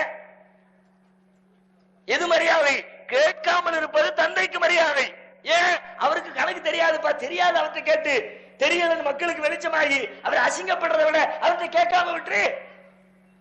ஒருவனால் இயலாததை ஒருவனிடத்திலே கேட்டால் அவனால் கொடுக்க முடியாது, இறுதியில் அவன் துன்பமடைவானே. உலகத்துல மனுஷனை அள்ளி போடுறாங்க. எப்படி? நாம அவுலியாட்ட கேட்காதுன்ன உடனே அவுலியாவை திட்டுறான், தர்காவுக்கு போவாத அவுலியாவை திட்டுறான். நிஜமா அவுலியாவை திட்டினோமா? முன்னோர்கள் மீது மரியாதை வைப்பது இயற்கையில எல்லா மனிதனுக்கும் விரும்பத்தகுந்ததாக இருக்கிறது. எல்லா மனுஷனும் விரும்புவோம். நம்முடைய முன்னோர் சாதாரணமா தகப்பனை பத்தி பேசும்போது இல்லாத உணர்ச்சி கூட தாத்தா பாட்டா முப்பாட்டனை பத்தி பேசும்போது நம்மள்ட்ட பொங்கி வழி. பார்த்திருக்கீங்களா? இல்லாத பொல்லாத கதையெல்லாம் அப்பனை விட பாட்டம் பேர்ல ரொம்ப கட்டுவான். நம்ம சாதாரண நீங்க பேச்சு வழக்கிலே பார்க்கலாம். எங்க தாத்தாலாம் எப்படி இருந்தாருன்னா, அவர் அப்படி ஊரே கட்டி ஆண்டிருக்காரு, சோத்துக்கு பிச்சை எடுத்திருப்பாரு. பெரும்பாலும் அப்ப முப்பாட்டனை பத்தி பேசுற ஆட்கள்லாம் பாருங்களேன், எதுவுமே தெரியாது, சும்மா நாத்துக்கு அடிச்சு விடுறது. இந்த ஏரியாவுக்கு அவர் தான் கலெக்டரா இருந்தார். அப்ப கலெக்டர்னு ஒரு பொறுப்பே இருந்திருக்காரு, அப்படி ஒரு அதிகாரமே உலகத்தில் இருந்திருக்காரு. திருவாரூர் மாவட்டத்தையே கையில வச்சு ஆத்தினார்ல, இவன் போய் பரிசீலிக்க முடியுமா? ஆதாரம் கிடைக்குமா? பதில் சொல்லுவானா? எதிர்வாதம் வைப்பானா? அப்படியான்னு கேட்டுட்டு போயிருவான். இயற்கையில தன்னுடைய முன்னோர்களை பற்றி பேசும் பொழுது கூடுதல் குறைவாக பேசுகிற அந்த எண்ணம் எல்லாத்தையுமே இருக்கு. இப்போ முன்னோர்கள் அவங்க பெரிய முன்னோர்கள், ரொம்ப நல்லவர்கள் சொல்லப்பட்டிருச்சு. யாரையெல்லாம் அவுலியாக்கள் என்று சொல்லி தர்கா கட்டி வைத்திருக்கிறார்களோ மகான்கள் என்று அழைக்கிறார்களோ அவர்களை பார்த்து என்ன சொல்லப்பட்டிருக்கிறது? ரொம்ப நல்லடியார்கள், அல்லாஹ்விற்கு வேண்டப்பட்டவர்கள், இபாதத்திலே மூழ்கியவர்கள், இஸ்லாத்திலே கரைந்து போனவர்கள் என்று சொல்லப்பட்ட அவர்களின் முன்னோர்களை பார்த்து அவர்களிடத்திலே கேட்காதன்னு சொன்ன உடனே ஏதோ அவர்களை திட்டுவதாக எண்ணிக்கொண்டு திட்டுகிறார்கள், பேசுகிறார்கள். யாரை பேசுகிறோம்? உங்களை பேசுகிறோம், அவர்களை பேசவில்லை. அவர்கள் யார் எங்களுக்கு தெரியாது. இறைவன் என்ன சொல்லுகிறான்? தில்க உம்மத்துன் கத் கலத், அவர்கள் சென்று விட்ட சமுதாயம், லஹா மா கஸபத், அவர்கள் செய்தது அவர்களுக்கு, வலக்கும் மா கஸபத்தும், நீங்கள் செய்தது உங்களுக்கு, வலா துஸ்அலூன அம்மா கானூ யாமலூன், அவர்கள் செய்ததை பற்றி நீங்கள் கேட்கப்பட மாட்டீர்கள். நான் அவங்கள பத்தி பேசுறேன்? பேச வேண்டிய தேவை என்ன எனக்கு வந்துச்சு? குர்ஆன் சொல்லுச்சா? ஹதீஸ்ல சொல்லப்பட்டிருக்கிறா? அவங்கள பேச திட்டுன்னு சொல்லப்பட்டிருக்கிறா? அவங்கள்ட்ட கேட்காத இது எப்படி அவர்களை திட்டுவதாக ஆகும்? அவர்களுக்கு தர்கா கட்டாதே என்று சொல்வது எப்படி திட்டுவதாக ஆகும்? நபிகளார் தடுத்திருக்கிறார்கள் தர்கா கட்டுவதை. இறந்தவர்களை அடக்கம் செய்துவிட்டு அங்கே கட்டடங்களை உருவாக்குவதை நபிகளார் தடுத்தார்கள். கட்டப்பட்ட கபர்களை இடித்து விடு என்று நபிகளார் கட்டளையிட்டார்கள். நபிகளார் இட்ட கட்டளையை கட்டுப்படுங்கள் என்று சொல்வது அவுலியாக்களை மகான்களை திட்டுவதாக ஆகுமா? அது மாத்திரமா? நீங்கள் கட்டி வைத்துக் கொண்டு செய்கிற வேலையாவது இஸ்லாத்திலே உடன்பாடா? தர்காக்களை கட்டி வைத்துக் கொண்டு அங்கே நீங்கள் செய்கிற காரியங்கள் என்ன? இபாதத்துகள் என்ன? நன்மைகளா? சமூகத்திற்கு மாற்றம் அளிக்கிற, விடுதலை தருகிற போராட்டங்களா? மக்களுக்கு விழிப்புணர்ச்சி ஊட்டுகிற சொற்பொழிவுகளா? என்ன செய்கிறீர்கள்? அங்கே கூடி நின்று கும்மாளம் அடிக்கிறீர்கள். அப்பொழுது நான் வந்தவுடனே என்னிடத்தில் ஒரு வீடியோ காட்டினார்கள். அடியக்கமங்கலத்திலே உள்ள கந்தூரி நிகழ்ச்சியினுடைய குத்தாட்ட வீடியோ. நின்னுகிட்டு குதிக்கிறார் யூனிஃபார்மோட. போட போட கொட்டு அடிக்கிறவன் நான் விட மாட்டேன். அடி அடி. இவனுக்கு இருக்கிற போதைக்கு தகுந்த மாதிரி அவனால அடிக்க முடியல. அவனே ஏற்கனவே அடிச்சுட்டு தான் அடிப்பான். இருந்தாலும் மனுஷன் தானே, எவ்வளவு தூரம் தான் இழுத்து போட முடியும்? அடி போடு, இழுத்து போடு.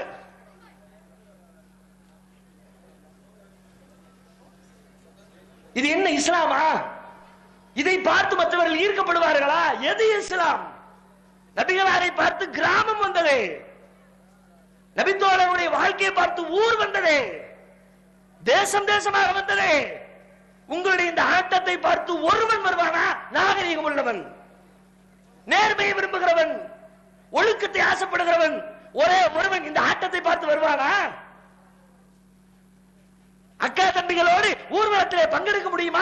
இந்த ஆட்டத்திலே சமூகம் என்பது குடும்பம் தானே சமூகமாக மாறி இருக்கிறது. குடும்பத்தோடு பங்கேற்க முடியாத ஒரு சூழலை தர்காக்களில் ஏற்படுத்தி வைத்திருக்கிறீர்களா இல்லையா? ஆனாலும் வருகிறார்கள், போகிறார்கள், அது வேறு செய்தி. ஒழுக்கத்தை இழக்கிறவர்கள் மட்டுமே அங்கே வர முடியும் என்ற நிலை மாறிவிட்டது. சினிமா பாடல்களுக்கும் கூத்து கச்சேரிகளுக்கும் இஸ்லாத்தில் அனுமதி உண்டா? நீங்கள் செய்வதற்கு பெயர் இஸ்லாமா? பெயரை மாற்றி விடுங்களே, பஞ்சாயத்து தீர்ந்தது. முத்துமாரியம்மன், காமாட்சி அம்மன் அப்படி ஏதாவது ஒரு பேர்ல இருந்தா இந்த பஞ்சாயத்தும் இல்லை. இஸ்லாம் தூய்மையாக இருக்கிறது. இந்த அரபியில பெயர் வச்சது பெரிய பஞ்சாயத்தா போச்சு. அதுல ஆரம்பிச்சது தானே. நீங்க பேசாம அரபியில் ஒரு பேரை வச்ச உடனே எல்லாரும் இஸ்லாம் நினைச்சுக்கிறான், முஸ்லிம் நினைச்சுக்கிறான். அது எப்படி இஸ்லாம் ஆகும்? இஸ்லாத்தில உள்ளதா? திருமறையில உள்ளதா? நபிகளாருடைய போதனையில உள்ளதா? இதை சொல்லும். ஏனப்பா தர்கா கட்டுகிறீர்கள்? ஏன் அங்கே பிரார்த்திக்கிறீர்கள்? ஏன் ஆட்டம் போடுகிறீர்கள்? நபிகள் நாயகம் சொன்னார்கள், தன்னுடைய மரணத்திற்கு முன்னால் சொன்னார்கள், தோழர்களே லா தஜஅலு கப்ரி ஈதா, என்னுடைய அடக்க ஸ்தலத்தை விழா கொண்டாடுகிற இடமாக்கி விடாதீர்கள். அல்லாஹ்வை பார்த்து முறையிட்டார்கள், யா அல்லாஹ், என்னுடைய அடக்க ஸ்தலத்தை விழா கொண்டாடுகிற இடமாக நீ ஆக்கி விடாதே. தன்னுடைய அடக்க ஸ்தலத்திற்கு, உலகத்திலே உங்களால் மதிக்கப்படுகிற, உங்கள் உயிருக்கு மேலாக மதிக்கப்படுகிற உன்னத தலைவர் அவருடைய அடக்க ஸ்தலத்திலே நீங்கள் விழா எடுக்க முடியாது, திருவிழா கொண்டாட முடியாது, கொடியேற்ற முடியாது, குத்தாட்டம் போட முடியாது என்று சொன்னால், நீங்கள் கட்டி வைத்திருக்கிற இவர்கள் எல்லாம் கொடி எடுக்கலாமா? உருஸ் நடத்தலாமா? கந்தூரி கொண்டாடலாமா? இவர்கள் யார்? இஸ்லாத்திற்கு இவர்களுடைய நிலை என்ன? திருமறை குர்ஆனுக்கும் இவர்களுக்குடைய தொடர்பு என்ன? அவர்கள் முஸ்லிமாக இருக்கட்டும், அதற்குரிய நன்மையை அல்லாஹ்விடத்திலே பெற்றுக் கொள்வார்கள். நல்ல முஸ்லிமாக இருந்தால் நல்ல நன்மையை பெறுவார்கள். அதற்காக தர்கா கட்டணுமா?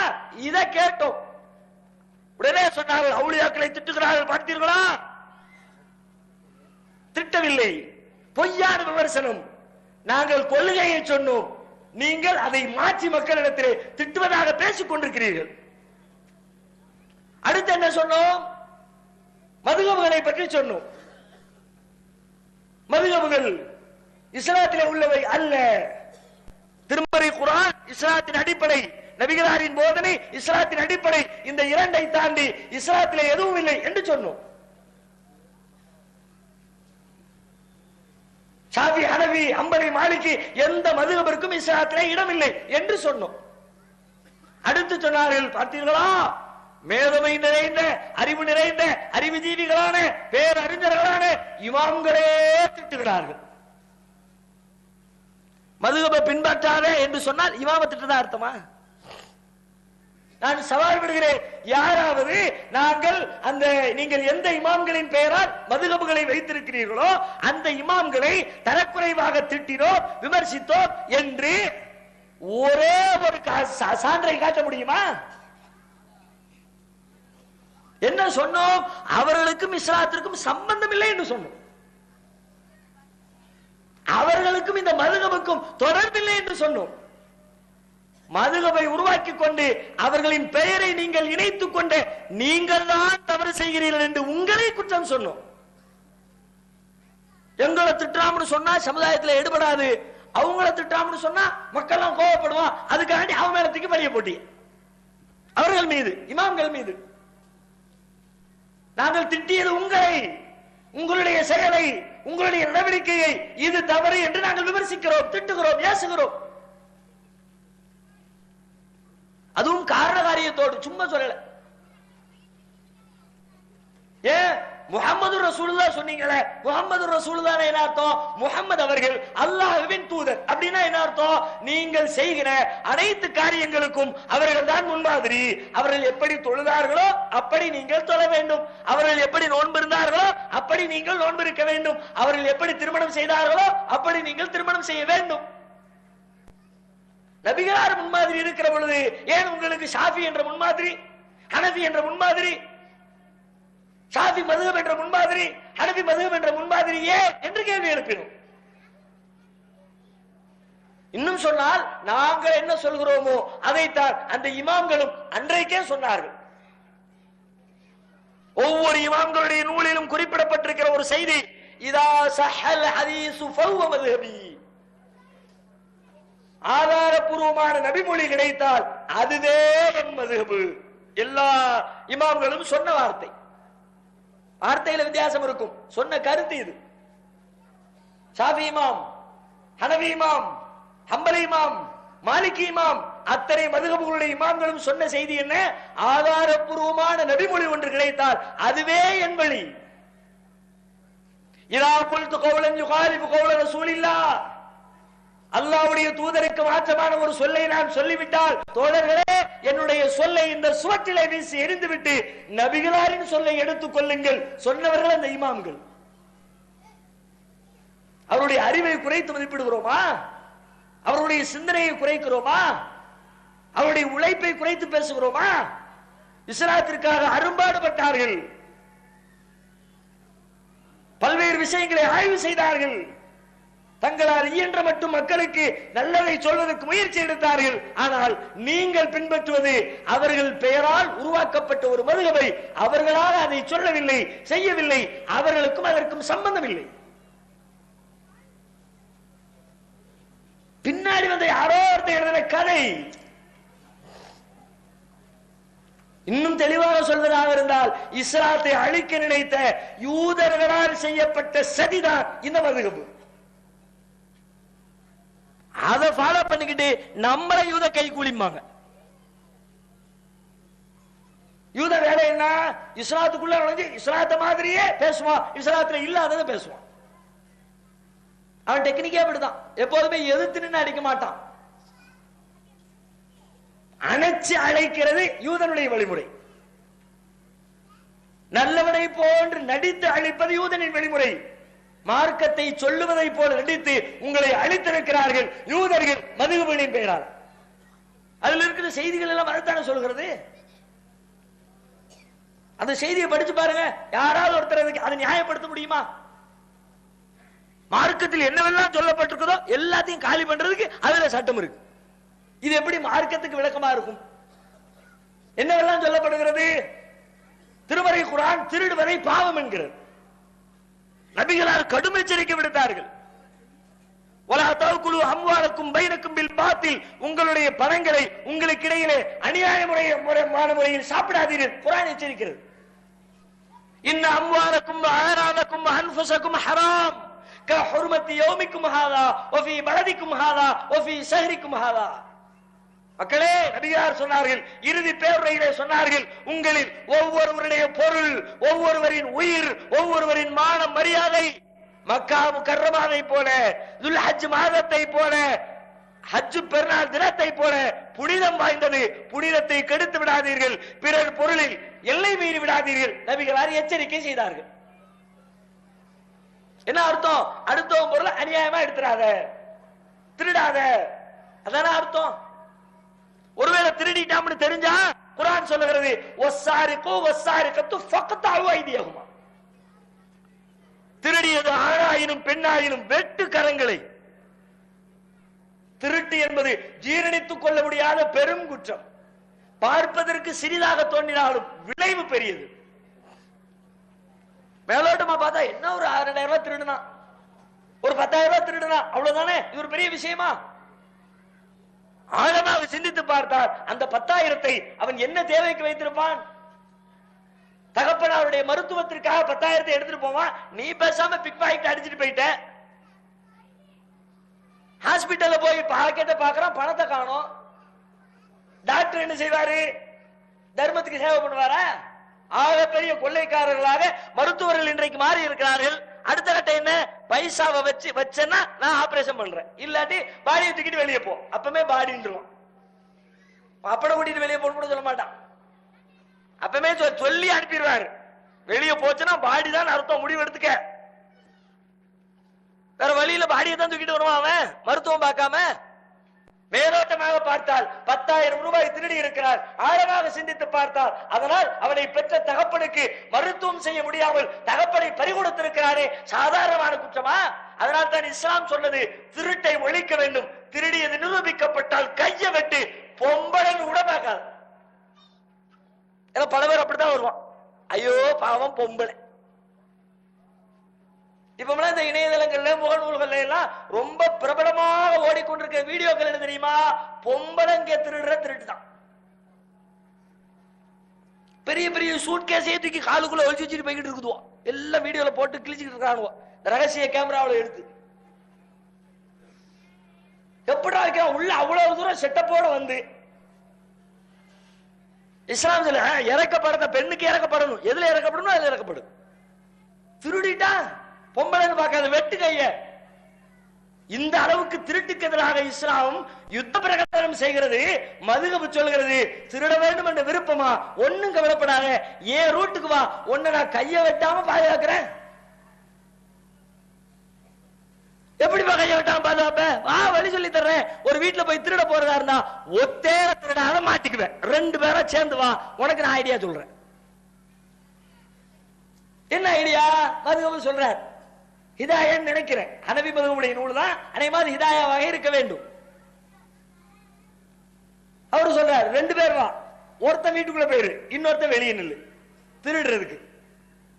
ஏன் 2 பேர் போனா என்ன மேட்ரு இருக்கு? ஒருத்தன் நில்லு வெளியே, நீ எதுக்கு தேவையில்லாம குறுக்கேள்வி கேட்கிற? உள்ள போ. ஒருத்தன் உள்ள போனியா, திருட்டு போய் திருடி வெளியில சமானோட வந்துடாத, உள்ள இருந்து அப்படியே தூக்கி வெளியே போடு.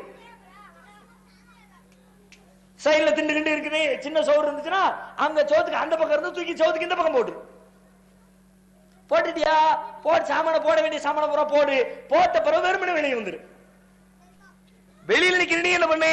அவன் அள்ளி போட்ட சாமான பூரா முடிச்சு கட்டி தோல்ல தூக்கி வச்சுட்டு எஸ்கேப் ஆயிரு. அதுக்கப்புறம் எங்கேயாவது போய் வாங்க வைக்கிற வேலையை நீ பாத்துக்க. சத்திரஞ்சாவடியில போய் உட்கார்ந்து உனக்கு எவ்வளவு எனக்கு எவ்வளவு அந்த பேச்சுவார்த்தையை நீ முடிச்சுக்க. இப்படி நீ திருடினால் உன் கைகள் பாதுகாக்கப்படும். அது எப்படிப்பா நாங்க திருடுனதை கண்டுபிடிச்சா வெட்டி விடுவாங்களே? பிரச்சனை இல்லை, நான் வைக்கிற வாதம் என்கிட்ட பதில் சொல்ல ஒருத்தன என்ன திருடுனான்னு கைய வெட்டணும்ல, என்னத்தை திருடுனான்னு சொல்லுவா. இவன் வீட்டுக்குள்ள போனான், வெறுங்கையோட போனான், வீட்டுக்குள்ள இருந்து வெளியே வந்தான், வெறுங்கையோட வெளியே வந்தான், கையில ஒண்ணுமே கொண்டு வரல, ஒண்ணுமே எடுத்துட்டு வராதவன் எப்படி திருட? திருட இல்ல, அவங்க கைய வெட்டாத. அப்ப அவன் எடுத்துட்டு போனானே, அவன் ரோட்ல கிடந்து எடுத்துட்டு போனான், அவங்க எப்படி வெட்டுவ? அப்ப அவங்க விட்டாத. ஓவர், ஜட்ஜ்மெண்ட் க்ளோஸ், கையெழுத்து போட்டு பேனா உடைச்சு அனுப்பி விட வேண்டியதான். உன் வீட்டுல வந்து திருடும் போது இந்த ஜட்ஜ்மெண்ட் பண்ணு. ஹனபி மதுஹப் இமாம் வீட்டுல திருடிட்டு போங்க, 2 பேர் போய் திருடும் போது ஹனபி இமாம் சொல்லுவாரா இந்த பள்ளி ஹனபி மதுஹப்புக்கு சொந்தமான பள்ளி அப்படின்னு கொட்டை இடத்துல எழுதி வச்சுக்கிட்டு ஹனபி மதுஹப் அடிப்படையில் இங்க தொழுகை நடக்கும் அப்படின்னு ஆதிக்கம் பண்ணுகிற இமாம்களை பார்த்து கேட்கிறேன், உங்கள் இல்லங்களில் இப்படி ஒரு திருட்டு நடைபெற்றால் இதை நீங்கள் அங்கீகரிப்பீர்களா? இப்படி ஒரு திருடனுக்கு வழி சொல்லி தருகிற கொள்கைக்கு பெயர் இஸ்லாமா? இவ்வாறு ஒரு வழியை சொல்லி தந்தால் அதை பார்த்து இஸ்லாத்தின்பால் மக்கள் வருவார்களா என்பதையெல்லாம் விளக்கி தந்து, மதுஹப் என்பது பொய், அதற்கும் இஸ்லாத்துக்கும் சம்பந்தம் இல்லை, முஹம்மது ரசூலுல்லாஹ் மாத்திரமே உண்மை என்பதை எடுத்து சொன்னோம். என்ன சொன்னார்கள்? இமாம்களை எல்லாம் திட்டுகிறார்கள், விமர்சனம், அவதூறு. முன்னோர்களே திட்டான்னு சொன்ன உடனே நமக்கு கோபம் வந்து அக்கம் பக்கத்தில் உள்ளவங்க நம்மளை அடிக்க வருவாங்கல்ல, அதுக்காக நம்ம ஆளுங்கள் செய்கிற வேலை. அதே போல அடுத்து சொன்னோம், முஹம்மது ரசூலுல்லாஹ் ஃபாலோ பண்ணு, வேற யாரையும் ஃபாலோ பண்ணாத, யாரா இருந்தாலும் அவர்கள் நபிகள் நாயகத்தின் தோழர்களாகவே இருந்தாலும் அப்படின்னு சொன்னோம். சஹாபாக்களாகவே இருந்தாலும் ஃபாலோ பண்ணாத. ஏன்? அல்லாஹ் குர்ஆன்ல சொல்லுகிறான், இத்தபி மா யூஹா இலைக மிர் ரப்பிக், உமது இறைவனிடமிருந்து வஹியாக அருளப்பட்டதை பின்பற்றுவீராக. இந்த மாதிரி குர்ஆன் நெடுகிலும் வசனம் இருக்கிறது. இத்தபிஉ மா உன்சில இலைக்கும் மிர் ரப்பிக்கும், உங்கள் இறைவனிடமிருந்து அருளப்பட்டதை நீங்கள் பின்பற்றுங்கள். வலா தத்தபிஉ மின் தூனிஹி அவுலியா, அவனை தவிர வேறு யாரையும் பொறுப்பாளர்களாக பின்பற்றாதீர்கள். குர்ஆன் சொல்லுகிறது. இதை சொன்னோம். சஹாபாக்களாகவே இருந்தாலும் பின்பற்றாதே. இல்லை, சஹாபாக்கள் எல்லாம் ரசூலுல்லாஹ் இடத்திலே பாடம் படித்தவர்கள் இல்லையா, அவர்களையே பின்பற்ற கூடாது. குர்ஆன் சொல்லிடுச்சுப்பா அதனால பின்பற்றாத. இல்லை இல்லை, சஹாபாக்கள் எல்லாம் புனிதர்கள், நபிகள் நாயகத்தால் வார்க்கப்பட்டவர்கள், அவர்களால் உருவாக்கப்பட்டவர்கள். அவர்களை குறை சொன்னால், அவர்களிடத்திலே தவறு இருக்கிறது என்று நீங்கள் சொன்னால் அது நபிகள் நாயகத்தையே குறை சொன்னதாக அர்த்தம். எனவே நபிகள் நாயகத்தை பின்பற்றுவதை போல சஹாபாக்களையும் பின்பற்ற வேண்டும் என்று பதில்வாதம் வைத்தார்கள். நம்ம அதுக்கு பதிலுக்கு ஆதாரத்தை போட்டோம். சஹாபாக்கள் தப்பு செஞ்சா செய்ய மாட்டாங்கன்னு சொல்றியப்பா, ரசூலுல்லாஹ்வே சொல்றாங்க, நாளை மறுமையில நீதிமன்ற விசாரணையின் பொழுது சில மனிதர்களை நரகத்தின்பால் அழைத்து செல்லப்படுவார்கள். அழைச்சுக்கிட்டு போவாங்க. சில பேரை தூரத்திலிருந்து ரசூலுல்லாஹ் பார்ப்பாங்க. எல்லாருமே ரசூலுல்லாஹ்வுக்கு நண்பர்கள், சஹாபாக்கள். உடனே நபிகளார் சொல்வார்கள், அஸ்ஹாபி, அவர்கள் எல்லாம் என்னுடைய தோழர்கள், அவங்களையும் அங்க கூட்டிட்டு போறீங்க, அவங்களையும் என் ஃப்ரெண்ட்ஸ் சஹாபாக்கள். அப்ப அல்லாஹ்வின் புறத்திலிருந்து பதில் சொல்லப்படும், யா முஹம்மத் லா தத்ரி மா அஹ்தஸு பஅதக், அவங்களுக்காக நீங்க பேசக்கூடாது. ஏன்? நீங்க இருக்கிற வரைக்கும் உங்களுக்கு சஹாபாக்கள் நீங்க சொன்னதை பின்பற்றினார்கள். உங்களின் மரணத்திற்கு பிறகு அவர்கள் எதை எதையெல்லாம் மார்க்கத்தின் பெயரால் புதிதாக உருவாக்கினார்கள் என்று உங்களுக்கு தெரியாது. فإنهم لم يزالوا المرتدين على عقابهم منذ فارقتهم, அவர்களை நீங்கள் பிரிந்ததிலிருந்து தாங்கள் வந்த வழியிலே அவர்கள் திரும்ப சென்று விட்டார்கள். ரசூலுல்லாஹ் சஹாபின்னு நினைக்கிறாங்க, ஆனா அல்லாஹ் சொல்றா அவங்க உண்மையான ஆட்களா நடந்துக்கல. அவங்கள பல பேர், சில பேர் சொல்லுங்கள், நபிகள் நாயகம் சொன்னதற்கு பிறகு கூடவா ஏற்க மாட்டீர்கள்?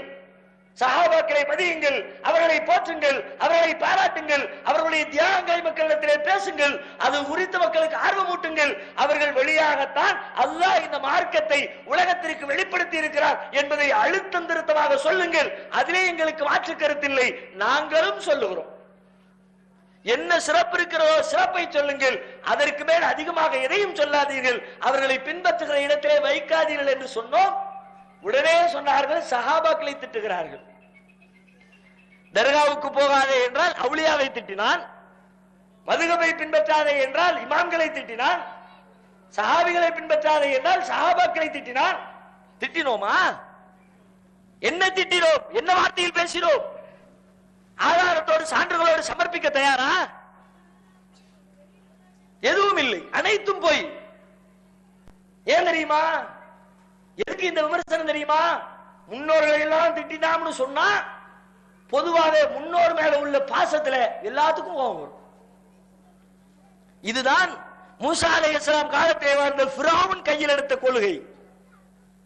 மூசா நபி வந்து சொல்லுகிறார்கள், நான் தான் உங்களுக்கு இறைவனின் புறத்திலிருந்து அனுப்பப்பட்டிருக்கிற தூதர், நான் காட்டுகிற வழியை பின்பற்றுங்கள், நீங்கள் வெற்றி அடைவீர்கள் செய்தியை சொல்லுகிறார்கள் மூசா அலைஹிஸ்ஸலாம்.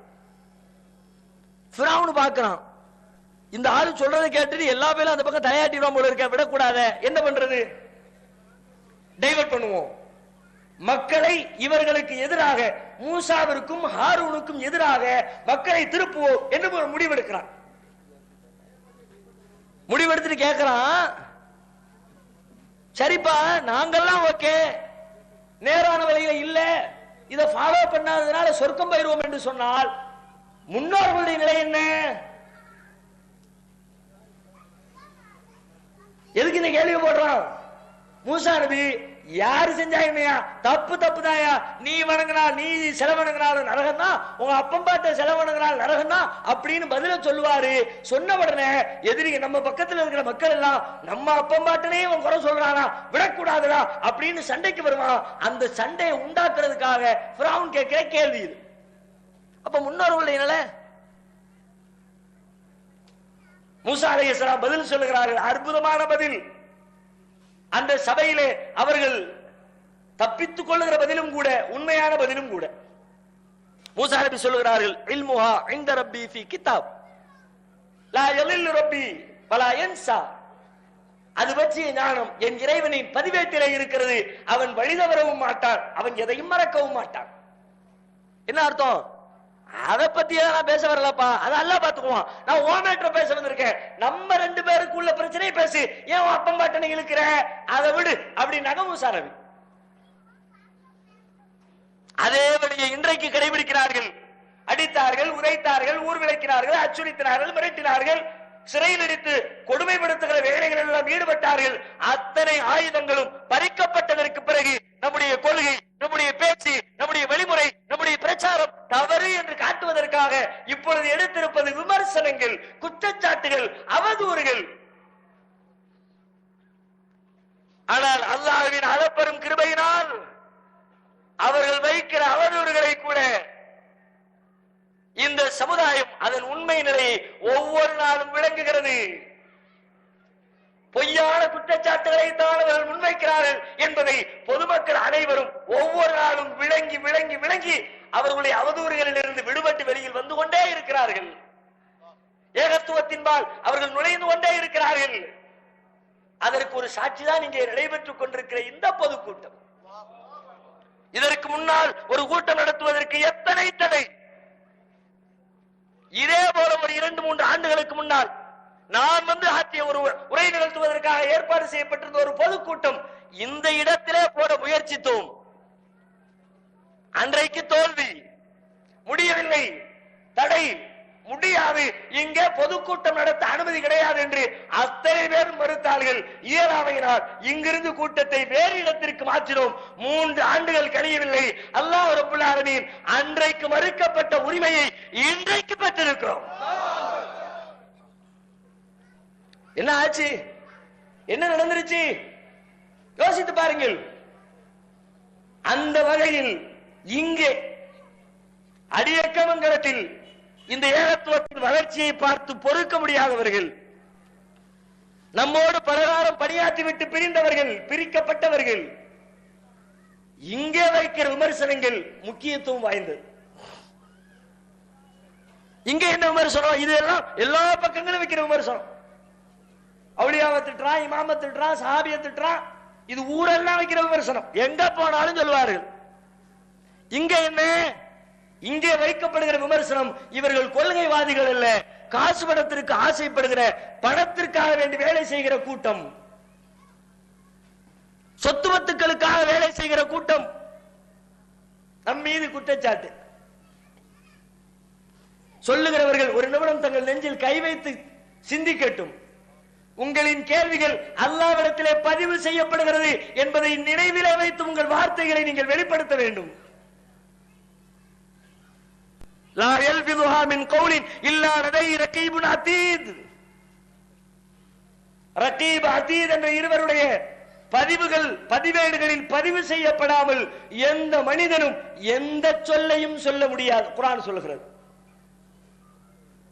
எந்த வார்த்தையும் ஒன்னு வலதுபுறத்து மலக்கு பதிவு செய்வார் அல்லது இடதுபுறத்து மலக்கு பதிவு செய்வார். காசுக்காக வேண்டி 30 ஆண்டு காலத்தில் சேர்த்து வைத்த சொத்துக்களில் எத்தனை சொத்தை இழந்து இழந்து இழந்து இந்த ஜமாத் நடத்துறதற்கு வந்தது.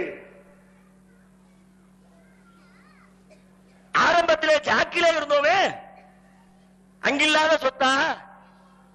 சொத்துக்கு ஆசைப்படுகிறவனாக இருந்தால் அதை அள்ளி அரவணைத்திருப்போமே. இன்றைக்கு பள்ளிவாசல் கட்டுவதற்கு ரமதான் வருது, பெண்களுக்கு இடவசதி வேணும், போடுங்க பிச்சைன்னு கையேந்தி நிக்கிறோமே. ஜாக்கில இருந்தா அந்த நிலைமை எங்களுக்கு உண்டா? நீ என்னப்பா கொட்டுமா? வெளியூர்ல இருந்து பள்ளிவாசல் கட்டுறோம்னா போதும், அங்க இருந்து பணம் கொட்டும். வச்சுக்க, பள்ளிவாசல கெட்டிக்க, யார்ட்டையும் கையேந்த வேண்டியது இல்லையே. ஏந்திரமே ஏன்? பணத்திற்கு ஆசைப்பட்டவர்களாக, சொத்துக்கு ஆசைப்பட்டவர்களாக இருந்திருந்தால் என்ன செஞ்சிருப்போம்? அதோட சேர்ந்து இருந்திருப்போம். எத்தனை பள்ளி ரொம்ப சிம்பிளா, ரொம்ப எளிமையா, எந்த கஷ்டமும் இல்லாம இடம் வாங்கிட்டா போதும், வேலை முடிஞ்சிருச்சு. கட்டுமானத்துக்கு நாங்க பொறுப்பு. தமிழ்நாட்டில் இன்னைக்கு ஒவ்வொரு ஜும்மாவிலையும் தௌஹீத் ஜமாத்துக்காக படாத பாடுபடுறோம். ஏன்? ஜும்மா வந்துட்டாலே காலங்காத்தால போனு, பாய் நாங்க திருப்பூர்ல இருந்து பேசுறோம் பாய், பள்ளிவாச கட்டுமான பணி. அந்த போனை வைப்பாரு. அடுத்து, பாய் நாங்க கோயம்புத்தூர்ல இருந்து பேசுறோம் பாய், பள்ளிவாச கட்டுமான பணி. அடுத்து, நாங்க திருநெல்வேலியில இருந்து போன் பேசுறோம் பாய், பள்ளிவாச கட்டுமான பணி. ஒரு ஜும்மா வசூல் கொடுத்துருங்க பாய். எல்லா கிளைகளும், எல்லா மாவட்டங்களும் எல்லாரும் என்ன புலமல் வேற? யார்கிட்ட போன போட்டாலும் பாய் இப்ப வராதிங்க பாய், போன வாரம் தான் வந்துட்டு போனாங்க, ஒரு 4 வாரம் கழியட்டும் பாய்ங்கிறாங்க. யார போன போட்டாலும் இப்படி சொன்னா நாங்க எங்கத்தான் வசூல் பண்ண? ஆனாலும் வசூல் நடக்கிறது, பள்ளிகள் கட்டப்படுகிறது, அல்லாஹ்வின் ஆலயங்கள் ஒவ்வொரு நாளும் எண்ணிக்கையில் அடங்காத வகையிலே பெருகிக் கொண்டே இருக்கிறது. அல்லாஹ்வின் அருள், அது வேற ட்ராக். அதனால நீங்க காரண காரியத்தோடு சொல்ல முடியாது. எங்க போனாலும் புலம்புறான், புலம்புனா வேலை நடக்க கூடாதுல, ஆனா நடக்குது. சொத்துக்கு ஆசைப்பட்டோம். என்ன சொத்து? இங்க ஒரு ட்ரஸ்ட் இருக்கிறது, சுமையா ட்ரஸ்ட் என்ற பெயரில். ஆரம்பத்தில் தமிழ்நாடு தௌஹீத் ஜமாத் என்ற பெயரில் நாம் வேலை செய்ய துவங்குவதற்கு முன்னால் நம்முடைய பழைய பேர் உள்ள பல பேருக்கு நினைவு இருக்கலாம், அனைத்து தௌஹீத் ஜமாத் கூட்டமைப்பு. அப்படின்னா என்ன அர்த்தம்? எல்லாம் கலந்த கலவைன்னு அதுக்கு அர்த்தம். வார்த்தை அப்படித்தானே சொல்லுது. கூட்டமைப்பு, அனைத்து தௌஹீத். தௌஹீதுங்கிற பேர்ல யாரு, என்ன பேர்ல, என்ன ட்ரஸ்ட்ல, எந்த ஊர்ல, எப்படி இருந்தாலும் எல்லாரும் சேர்ந்து ஒன்னா வேலை செய்வோம். அதுக்கு பேர் தான் அனைத்து தௌஹீத் ஜமாத் கூட்டமைப்பு. பல ஊர்களில் ட்ரஸ்ட் அமைத்து வேலை செய்தார்கள், பல ஊர்களில் சொசைட்டி அமைத்து வேலை செய்தார்கள், பல ஊர்களில் நற்பணி மன்றங்கள் என்ற பெயரில் வேலை செய்தார்கள். அனைவரையும் அரவணைத்துக் கொண்டு தௌஹீதை சொல்லுவோம், தௌஹீதை சொல்லுவோம் போய்கிட்டே இருக்கும். போகிற வழியிலே பல்வேறு பாடங்கள். அதில் மிக முக்கியமான ஒரு பாடம், இந்த தௌஹீதுக்கு இடையூறாக இருப்பது 2 அம்சம். என்ன 2? ஒன்று பெண்கள் மீது வருகிற குற்றச்சாட்டு, இன்னொன்று பொருளாதாரத்தில் வருகிற குற்றச்சாட்டு. பொம்பளை விஷயத்துல சரிகிட்டான் தௌஹீதுக்காரன்னு வந்துச்சுன்னா அந்த ஊர்ல ஜமாத்தை குழி தோண்டி போதிச்சிருவாங்க. பெண்கள் வருவாங்களா பள்ளிக்கு? பெண்களுடைய வளர்ச்சியை பார்க்க முடியுமா? அது கணவன்மார்கள் அனுப்பி வைப்பாங்களா? எல்லாருமே யோசிப்பாங்க, வேண்டாம் அந்த பள்ளிக்கு போவாத, அவங்க கூட்டத்துக்கு போவாத, அவங்கள நல்லவங்க கிடையாது, வேற மாதிரி எண்ணத்துல உங்களை பார்ப்பாங்க. பெண் மீதான குற்றச்சாட்டோ அதே போல பொருளாதாரம், திருடி விட்டான், ஏமாத்தி விட்டான், ஜமாத்து காசு ஆட்டையை போட்டுட்டான் என்றால் அப்பொழுதும் பணம் தர யோசிப்பார்கள். வேணாம், இவன் நல்லெண்ணத்துல வேலை செய்யல, காசு பணத்துக்கு ஆசைப்பட்டு வேலை செய்யறான் என்று சொல்லி மக்களிடத்திலே நம்முடைய நடவடிக்கைகளின் வெளியாகத்தான் மார்க்கத்தை சொல்ல முடியும். இந்த இரண்டும் அதற்கு தடையாக இருக்கும் என்று சொல்லி பல்வேறு பாடங்களை நம்முடைய அனுபவத்திலே பெறுகிறோம். அதுல ஒரு பாடம் தான் ட்ரஸ்ட் என்ற பெயரில் நாம நம்முடைய ஜமாத் பணிகளை செய்யக்கூடாது. ஏன் செய்யக்கூடாது? சட்டத்தில் 2 வகை இருக்கிறது. சட்டத்தில் ஒரு இயக்கத்தை பதிவு செய்யறதுக்கு 2 வகையில பதிவு செய்வாங்க. ஒன்னு ட்ரஸ்ட், அறக்கட்டளை என்ற பெயரில் அது பதிவாகும். எந்த பெயரை வேணாலும் வச்சுக்கிட்டு இது ஒரு அறக்கட்டளை, அல்லது சொசைட்டி, சங்கம்னு சொல்லுவாங்க, சங்க பதிவு. 2 வகையில எப்படி வேணாலும் நீங்க ஒரு இயக்கத்தை பதிவு செய்யலாம். நாம எல்லாத்தையும் அங்கீகரிச்சுக்கிட்டு இருந்தோமா, ஒரு கட்டத்தில் நமக்கு புத்தி வருது. நிறைய பேர் நிறைய ஊர்கள்ல பாக்குறோம். நம்ம போறோம், பிரச்சாரம் பண்றோம், மக்கள் வர்றாங்க, அங்க ஒரு ட்ரஸ்ட் இருக்குது, ட்ரஸ்டுக்கு மக்கள் காசை வாரி அடைக்கிறாங்க, பள்ளியாசை கட்டுறாங்க, டெவலப் ஆகுது, பொருளாதாரியா வளர்றாங்க. நல்ல வளர்ச்சி அடைஞ்ச பிறகு அவங்கள்ட்ட சில தவறுகளை பார்க்கிறோம். தவறுகளை கண்டிக்க போகிற பொழுது உடனே அவங்க சொல்றாங்க, உங்களுக்கு இதுக்கு சம்பந்தம் கிடையாதுப்பா, நாங்க ட்ரஸ்ட். அப்படின்னா ட்ரஸ்டின்னு ட்ரஸ்ட பதிவு பண்ணும்போது ஒரு 7 பேர் அல்லது ஒரு 9 பேர், ஒரு 11 பேர், ஒரு 15 பேர் பேரை கொடுத்து அவங்க பேர்ல தான் அதை பதிவு பண்ணி வச்சிருப்பாங்க. அவங்களுக்கு தான் முழு உரிமை இருக்குன்னு அர்த்தம். உங்க ஊர்ல ஒரு பள்ளி கட்டுறாங்க, பள்ளிக்கு உங்களை வசூல் பண்றாங்க, அந்த பள்ளி ட்ரஸ்ட் பேர்ல இருக்கிறது என்று சொன்னால் பள்ளிக்கான முழு செலவை நீங்கள் கொடுத்தாலும், 10 லட்சம் ரூபாய் வாரி இறைத்து எல்லா வகையிலும் நீங்கள் பங்களிப்பு செய்தாலும், பள்ளியில ஒரு பிரச்சனை என்று சொன்னால் உங்களுக்கு கேள்வி கேட்பதற்கு கூட சட்டப்படி உரிமை கிடையாது. வெளியே போயான்னா நீங்க வந்துதான் ஆகணும். நீ என்ன கேட்கிற? இப்ப நான் தானே உருவாக்குனேன், நான் தானே நிலம் வாங்கினேன், நான் தானே பள்ளி கட்டினேன், இங்க நடக்கிற தவறுகளை நான் தானே கண்டிப்பேன், நான் கண்டிக்காம யாரு கண்டிப்பா? அதெல்லாம் கிடையாது. என் பேர்ல பதியப்பட்டிருக்கு, நாங்க 9 பேர் ட்ரஸ்டி, நீ கேட்க கூடாது என்று கழுத்தை பிடித்து தள்ளுவார்கள். உங்களால் எந்த கேள்வியும் கேட்க முடியாது. பல ஊர்கள்ல பாக்குறோம், ட்ரஸ்ட் அமைக்கிறவங்க பூரா பல நேரங்கள்ல இந்த திருட்டுத்தனத்தை செய்யறதுக்காக வேண்டியே ட்ரஸ்ட்ல போறோம். நான் எல்லா ட்ரஸ்டையும் சொல்லல, சில ட்ரஸ்ட். சில பேர் விவரம் தெரியாம ஏதோ ஒன்று பதிவு பண்ணணுமே பதிவு பண்ணவங்களும் இருக்கிறாங்க. சில பேர் வேணும்னு திட்டம் போட்டு, இன்றைக்கு கூட தமிழகத்தில் ஒரு பிரபலமான அமைப்பு வேறொரு பெயரில் இயங்குகிறார்கள். முஸ்லீம்களை முன்னேற்றம் வந்திருக்கோன்னு சொல்லுவாங்க, சொத்து பத்துக்களை பூரா ட்ரஸ்ட் பேர்ல வாங்கிட்டு இருப்பாங்க. அதுக்கு தனியா ட்ரஸ்ட் உள்ளுக்குள்ள பேனர்லாம் வராது, பதிவு செய்ய போது உள்ளுக்குள்ள பத்திரத்தில் எழுத வேண்டியது ட்ரஸ்ட். அதுக்கு ஒண்ணு பதிவு பண்ணி வச்சுக்கிட்டு எதுக்கு? காசு பணத்துல பஞ்சாயத்து சொத்துன்னு வரும்போது எந்த பையனும் கிட்ட வரக்கூடாது, நம்ம மட்டுமே ஆதிக்கம் செலுத்தணும்னா ட்ரஸ்ட் பேர்ல பதிவு பண்ணு. இன்றைக்கும் நடக்கிறது, வெளியில மக்களுக்கு தெரியாது. நம்ம பாக்குறோம், என்னடா இது, இது நேர்மை இல்லையே. அவன் காசு பணத்தை கொடுத்து ஊருக்காரன் எல்லாம் கஷ்டப்பட்டு பள்ளிவாசல கட்டுவான், 1000 பேருடைய உழைப்பு அதுல இருக்கும், 5 பேர் மட்டும் ஆதிக்கம் செலுத்தினா இது எந்த வகையில் நியாயம்? 1000 பேருக்கு உரிமை இருக்கணுமே, யாரெல்லாம் அதை உருவாக்கினார்களோ அத்தனை பேருக்கும் அதில் கேள்வி கேட்கிற ரைட்ஸ் இருக்க வேண்டுமே. அப்படியானால் ட்ரஸ்டிலே கோளாறு இருக்கிறது, ட்ரஸ்ட வைக்காத, அதை சொசைட்டியா மாத்து, சங்கமாக மாத்து. சங்கம்னா என்ன? சங்கத்துல யாரெல்லாம் உறுப்பினர்களோ எல்லோருக்கும் உரிமை உண்டு. தமிழ்நாடு தௌஹீத் ஜமாத் இது சங்க பதிவு, சொசைட்டி ஆக்ட், சங்க ரீதியாக சங்கம் என்ற சட்டத்தின் கீழ் பதிவு செய்யப்பட்ட அமைப்பு. இங்க 10 ரூபாய் கொடுக்கிற ஒரு உறுப்பினர் கூட தௌஹீத் ஜமாத்திற்கு கேள்வி கேட்க முடியும். நீங்கள் ஏன் இப்படி செய்கிறீர்கள், இதற்கு எனக்கு கணக்கு காட்டு, நான் ஒத்துக்கொள்ள மாட்டேன், மறுக்க முடியும், கேள்வி கேட்க முடியும், நீதிமன்றம் செல்ல முடியும், சட்ட ரீதியாக சட்டையை பிடித்து அத்தனை பேரும் ஒழிக்க முடியும். நேர்மையானவை யாரு? இவன் தானே. எல்லாரும் உழைக்கிறான், எல்லாருக்கும் ரைட்ஸ் இருக்கு. நான் மட்டுமே உழைச்சி நான் மட்டுமே எல்லாத்தையும் செஞ்சிருந்தா எனக்கு மட்டுமே உரிமையை நான் வச்சுக்குவேன். என் வீடு உங்களுக்கு நான் உரிமையை தருவேனா? என் வீட்டுல என் வீடு ஏன் சொத்துப்பா, நான் கஷ்டப்பட்டேன், நான் உழைச்சேன், என் பேர்ல நிலம் வாங்கினேன், நானே வீடு கட்டினேன், நான் ஏன் இதை உன் பேருக்கு தரணும், உனக்கு உரிமை தரணும்? தர மாட்டேன், வேண்டாம்.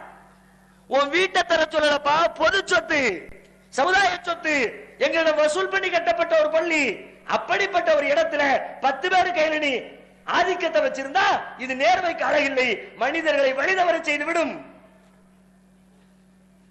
நம்ம தௌஹீத் பேசிக்கிட்டே இருப்போம். திடீர்னு அந்த ட்ரஸ்டில இருக்கிற ஒரு 4 பேரு தௌஹீதுக்கு எதிராக போகிறார்கள், அல்லது தௌஹீதை வச்சு நம்ம லாபம் அடைய முடியல, எனவே வேற மாதிரி இல்லீகல் ரூட்ல போவோம் என்று ஒரு 4 பேர் போக நினைத்தால் 10 பேர் இருக்க இடத்துல ஒரு 6 பேர் போயிட்டான்னு வச்சுக்குவோம், முடிஞ்சிச்சு. மெஜாரிட்டி அவங்க சொன்னதுதான் சட்டம். 1000 பேர் ஊருக்குள்ள இருக்கிறான், 5 பேர் தீர்மானிக்கிறான் இந்த சொத்து எந்த வழியில் செல்ல வேண்டும். பல இடங்களில் தௌஹீதுக்காக, தௌஹீதை சொல்வதற்காக லா இலாஹ இல்லல்லாஹ் முஹம்மதுர் ரசூலுல்லாஹ் என்ற கலிமாவை உரத்து சொல்வதற்காக உருவாக்கப்பட்ட பல்வேறு கூடங்கள் ட்ரஸ்டின் பெயரால் அமைக்கப்பட்டு ட்ரஸ்டிகள் வெளிதவறி இன்றைக்கு மாற்று கொலையின் கூடாரங்களாக மாறி போயிருக்கிறது. உங்கள் ஊர் கூட அது விதிவிலக்கு அல்ல, உருவாக்கியது அப்படித்தான். உங்க ஊர் ட்ரஸ்ட் உருவாக்கப்பட்டது, உருவாக்கிய விதம், அதற்காக பங்களித்தவர்கள் எல்லாம் தௌஹீத். இன்றைக்கு பெயரிலே தௌஹீத் இருக்கிறது, செயலிலே அனைத்து தௌஹீதுகளும் வெளியேறிக் கொண்டே இருக்கிறது. இன்னைக்கு நடக்குது. ட்ரஸ்டிகளில் ஒருவர் இருக்கிறார், பள்ளியிலே அவர் மெம்பராக இருக்கிறார், நிர்வாகியாக இருக்கிறார். அவர் ட்ரஸ்டி, அவர் போய் என்ன வேலை செய்யறார் தெரியுமா? மௌலூதுக்கு வசூல் பண்றார். தௌஹீத், தௌஹீதுக்காக உருவாக்குற ட்ரஸ்ட் இல்லையா? எப்படி கடைபிடிக்கிறார் தௌஹீத? மௌலூது நிகழ்ச்சி, மௌலூது சாப்பாடு, அவர் போறதுக்கு முந்தி கூட ஏதோ ஒண்ணுகத்த வழியில ஓட்டிக்கிட்டு இருந்தவங்க இப்ப தௌஹீதுக்காரர் போயிருக்கிறார்ல, தௌஹீது ட்ரஸ்டுக்காரர் போயிருக்கிறார்ல, ஜாம் ஜாம்னு மௌலூது கொண்டாடுறாங்க. சாப்பாடு என்ன, விருந்து வைபவம் என்ன போட்டு தாக்குறார் தௌஹீத். நபி வழி அடிப்படையிலே நாங்கள் திருமணம் செய்ய போகிறோம் என்று அனுமதி கேட்டால் அதற்கு முன்னால் இருந்த எதிர்ப்பை விட இப்பொழுது பல மடங்கு எதிர்ப்பு. அது எப்படி நீங்க குத்துபா ஓதாம கல்யாணம் நடத்துவ? அது எப்படி நீ மாலை போடாம கல்யாணம் நடத்துவ? அது எப்படி நீ துவா ஓதாம கல்யாணம் நடத்துவ? அது எப்படி சுன்ன ஜமாத் ஆலிம்சா வந்து அல்பாத்தியா சொல்லாம கல்யாணம் நடத்துவ? உடமாட்டமிடான்னு சொல்லி இதே அடியக்க மங்கலத்திலே நபிவழி திருமணம் நடக்கிறது. எப்படி நடந்தது? கொடுமையிலும் கொடுமை. அதிரடிப்படையை அழைத்து வந்து பாதுகாப்பிற்காக நிறுத்தி வைத்து அந்த திருமணத்தை அல்லாஹ்வின் வல்லமையால் நடத்தி காட்டுகிற சூழல் ஏற்பட்டது. கல்யாணத்துக்கு ஏண்டா அதிரடிப்படை? எல்லாம் நம்ம ட்ரஸ்ட் நிர்வாகி செய்த கைங்கரியம் தான். விடமாட்டனே, எப்படி நடத்துறானோ பார்ப்போம். ராவோட ராவா போய் எரிச்சு காலி பண்ணி விடுவோம்டா. சொல்லுகிறோம், அந்த தோழருக்கு சொல்லுகிறோம், எரியுங்கள், தீயிட்டு பொசுக்குங்கள், அதிகார பலத்தால் எங்களை அடக்க நினையுங்கள். அல்லாஹ்வின் வல்லமையால் நாங்கள் மீண்டும் வலம் வருவோம். இந்த தௌஹீதுக்கு பேசே அதுதானப்பா. புரிஞ்சிக்கவே மாட்டேங்கிறாங்களே. எங்களுக்கு உரமே அதுதானே. நீ சும்மா விட்டா நாங்க சாதாரணமா பேசிட்டு போயிருவோம்ல. எங்களை 2 முறுக்கு முறுக்கும் போது கீ ஏறும். கீ கொடுத்தாச்சா வண்டி செல்ஃபி எடுக்கும்ல, கும்முன்னு கொடுங்க. நீங்க கொடுக்கறதெல்லாம் அதான் கீ, எங்களுக்கான பாஸ்வேர்ட். அதுதான் வண்டி வேகமா விளையாடும். ஏற்கனவே நடைபெற்ற கூட்டத்திலே கூட சொல்லியதாக நினைவு. என்ன சொல்லியதாக? இன்னைக்கு பிரச்சனை பண்ணிட்டீங்க, 2-3 வருஷத்துக்கு முந்தி நடந்துச்சு.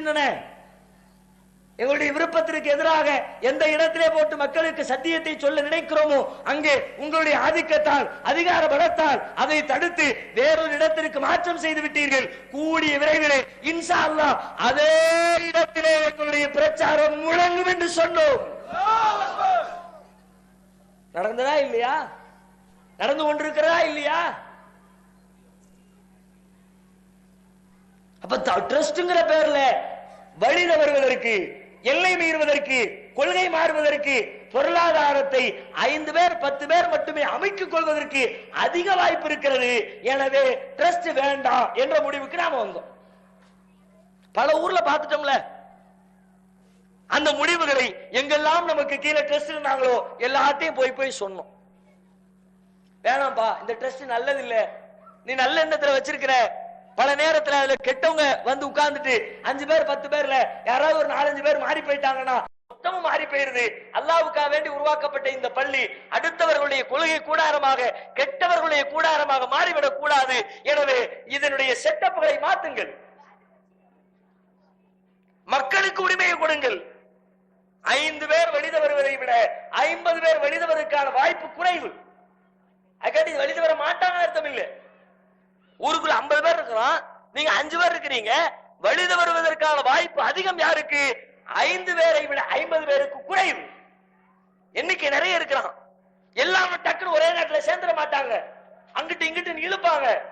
ஓரளவிற்கு சத்திய கொள்கையிலே இந்த இடத்தை, இந்த சொத்து பத்துக்களை தக்க வைத்துக் கொள்ள முடியும். எனவே நீங்கள் அந்த ட்ரஸ்ட மாத்தி சொசைட்டிக்கு மாறுங்க, ஜமாத்திற்கு மாறுங்க, சங்கத்துக்கு மாறுங்க.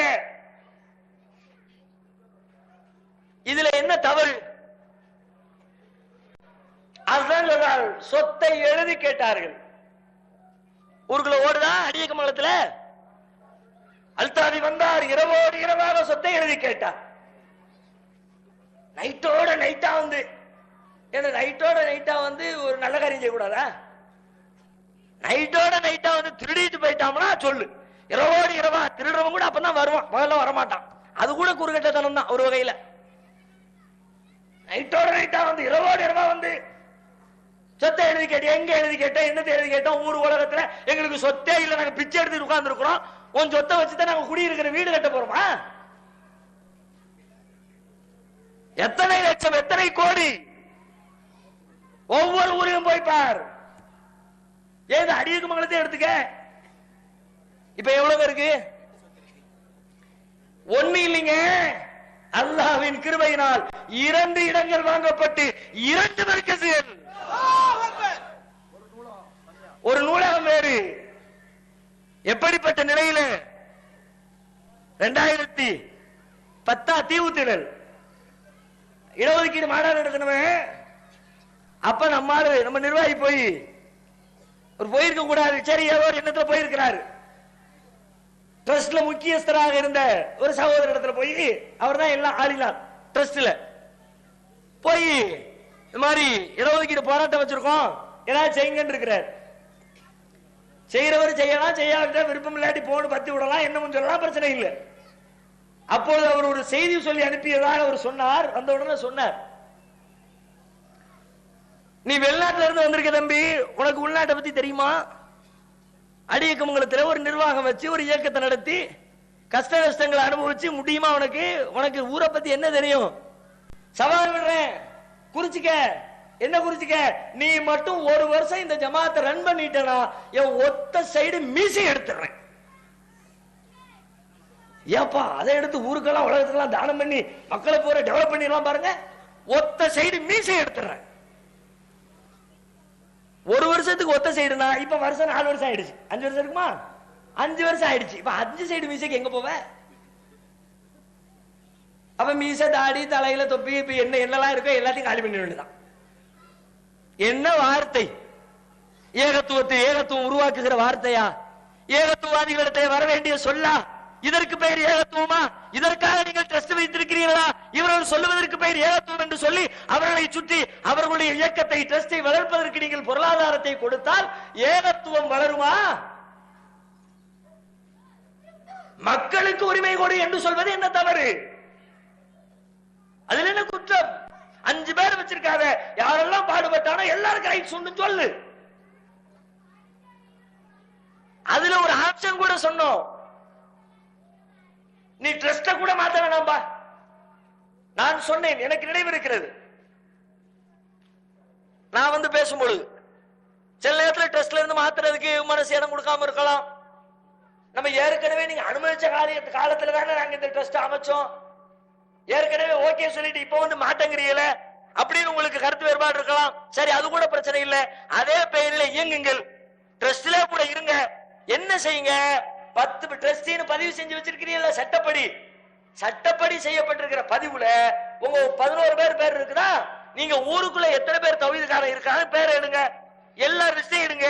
ஒரு 100 பேர் லிஸ்ட் சேர்ந்தா 111 பேர் பதிவு பண்ணுங்க. Matter over. ட்ரஸ்ட மாத்தி தான் ஆகணும். ட்ரஸ்ட கலைச்சு தான் ஆகணும், ட்ரஸ்ட ஜமாத்தாக்கி தான் ஆகணும், அப்படி கூட சொல்லவில்லை. அது ஒரு வழி இல்லையா? மக்களை ஆட் பண்ணு. இதுல எங்க சொத்தை எழுதி வாங்குவது இருக்கிறது? சரி, மாநிலத்திலிருந்து உங்கள்ட்ட எழுதி வாங்கிட்டா உடனே நாங்க வித்து காசாக்கி வீட்டுக்கு எடுத்துட்டு போயிருவோமா? ஒரு பேச்சுக்கு நாங்க கேட்கல, அது சொல்லல, அப்படி நடக்கல. இன்னும் சொல்ல போனால் இதே பேச்சுவார்த்தைக்காக நான் வந்து சென்றதற்கு பிறகு அதற்கு அடுத்த கட்டமாக அடுத்த நிர்வாகம் வருகிறது. அதிலே 2 நிர்வாகிகள் வருகிறார்கள். ரஹமத்துல்லாஹ் வருகிறார், ஹலீல் ரசூல் வருகிறார்கள். 2 பேரும் அமர்ந்து பேசுகிறார்கள். பேச்சுவார்த்தையின் முடிவிலே இந்த ட்ரஸ்ட் நிர்வாகிகள் சபையோர் முன்னிலையில் சாட்சியாக வீடியோ ஆதாரங்களோடு அவர் சொல்லுகிறார், இன்றைக்கு தமிழகத்தில் இருக்கிற அமைப்புகளில் சிறந்த அமைப்பாக, நல்ல அமைப்பாக தமிழ்நாடு தௌஹீத் ஜமாத் மட்டுமே இருக்கிறது. ஒரு காலத்திலும் இதற்கு எதிராக நாங்கள் செல்லவே மாட்டோம்.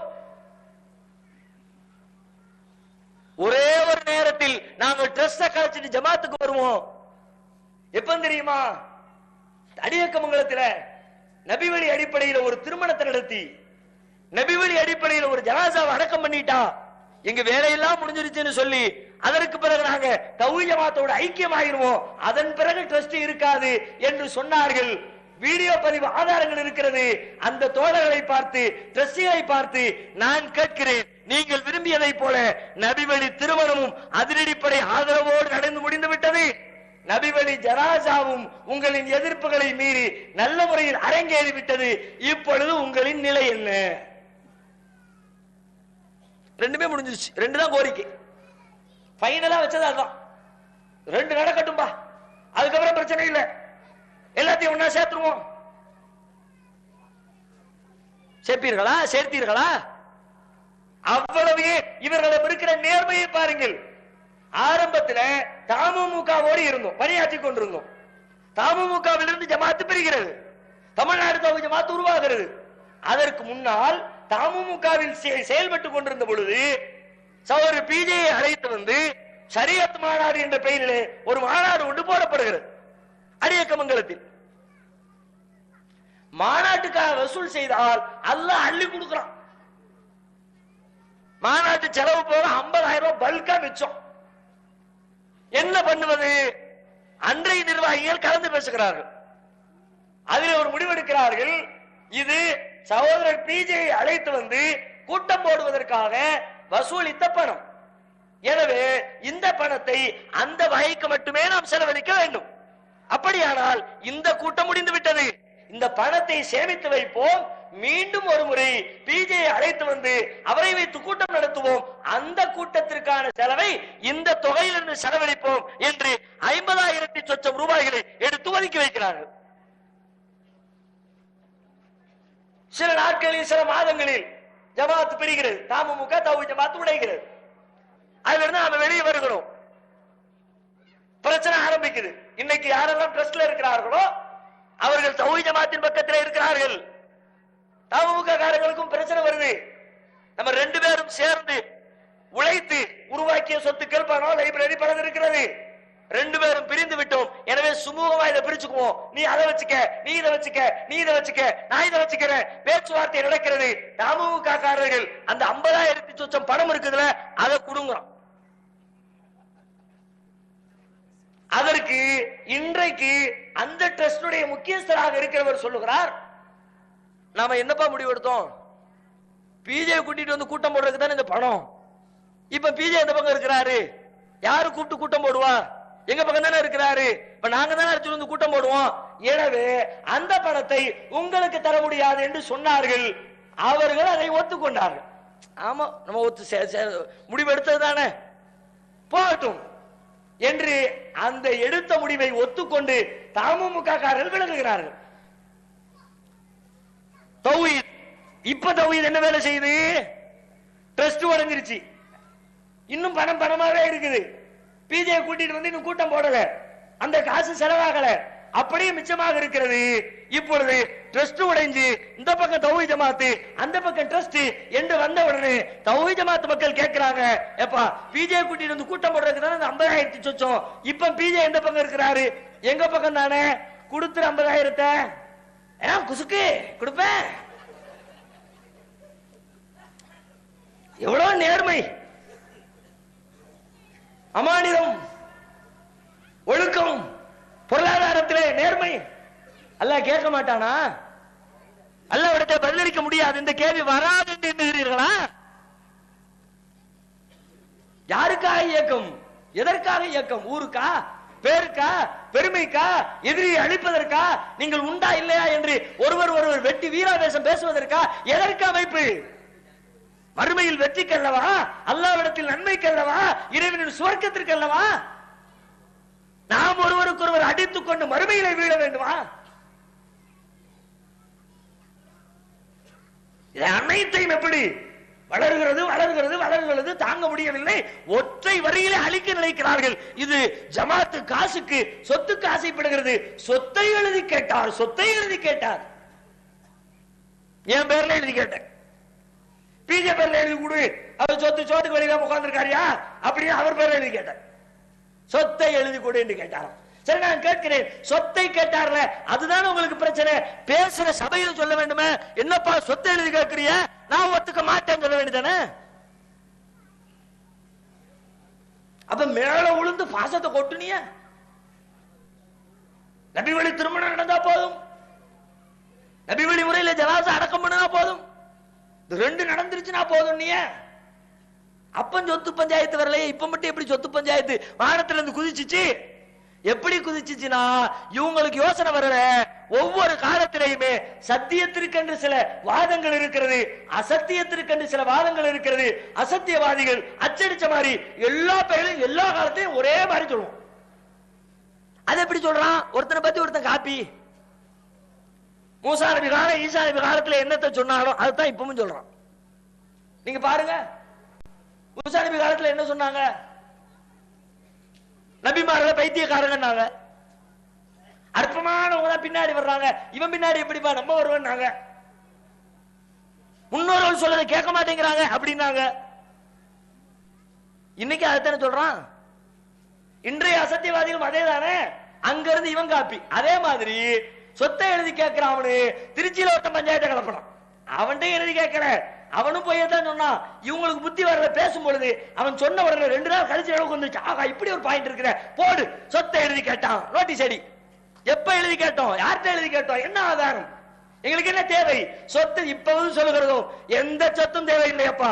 எத்தனையோ சொத்துக்களை, லட்சக்கணக்கான பணங்காசுகளை எல்லாம் அள்ளி வாரி இறைத்து விட்டு ஒவ்வொரு கட்டத்திலேயும் ஜாக்கிலிருந்து வெளியிலே வந்தோம், தமுமுகவிலிருந்து வெளியில் வந்தோம். அனைத்தையுமே ஜீரோவில் இருந்து, ஒன்றுமில்லாத பூஜ்ஜியத்திலிருந்து துவக்கினோம். எதை வைத்து? அல்லாஹ்வின் கொள்கை என்ற ஒன்றே ஒன்று.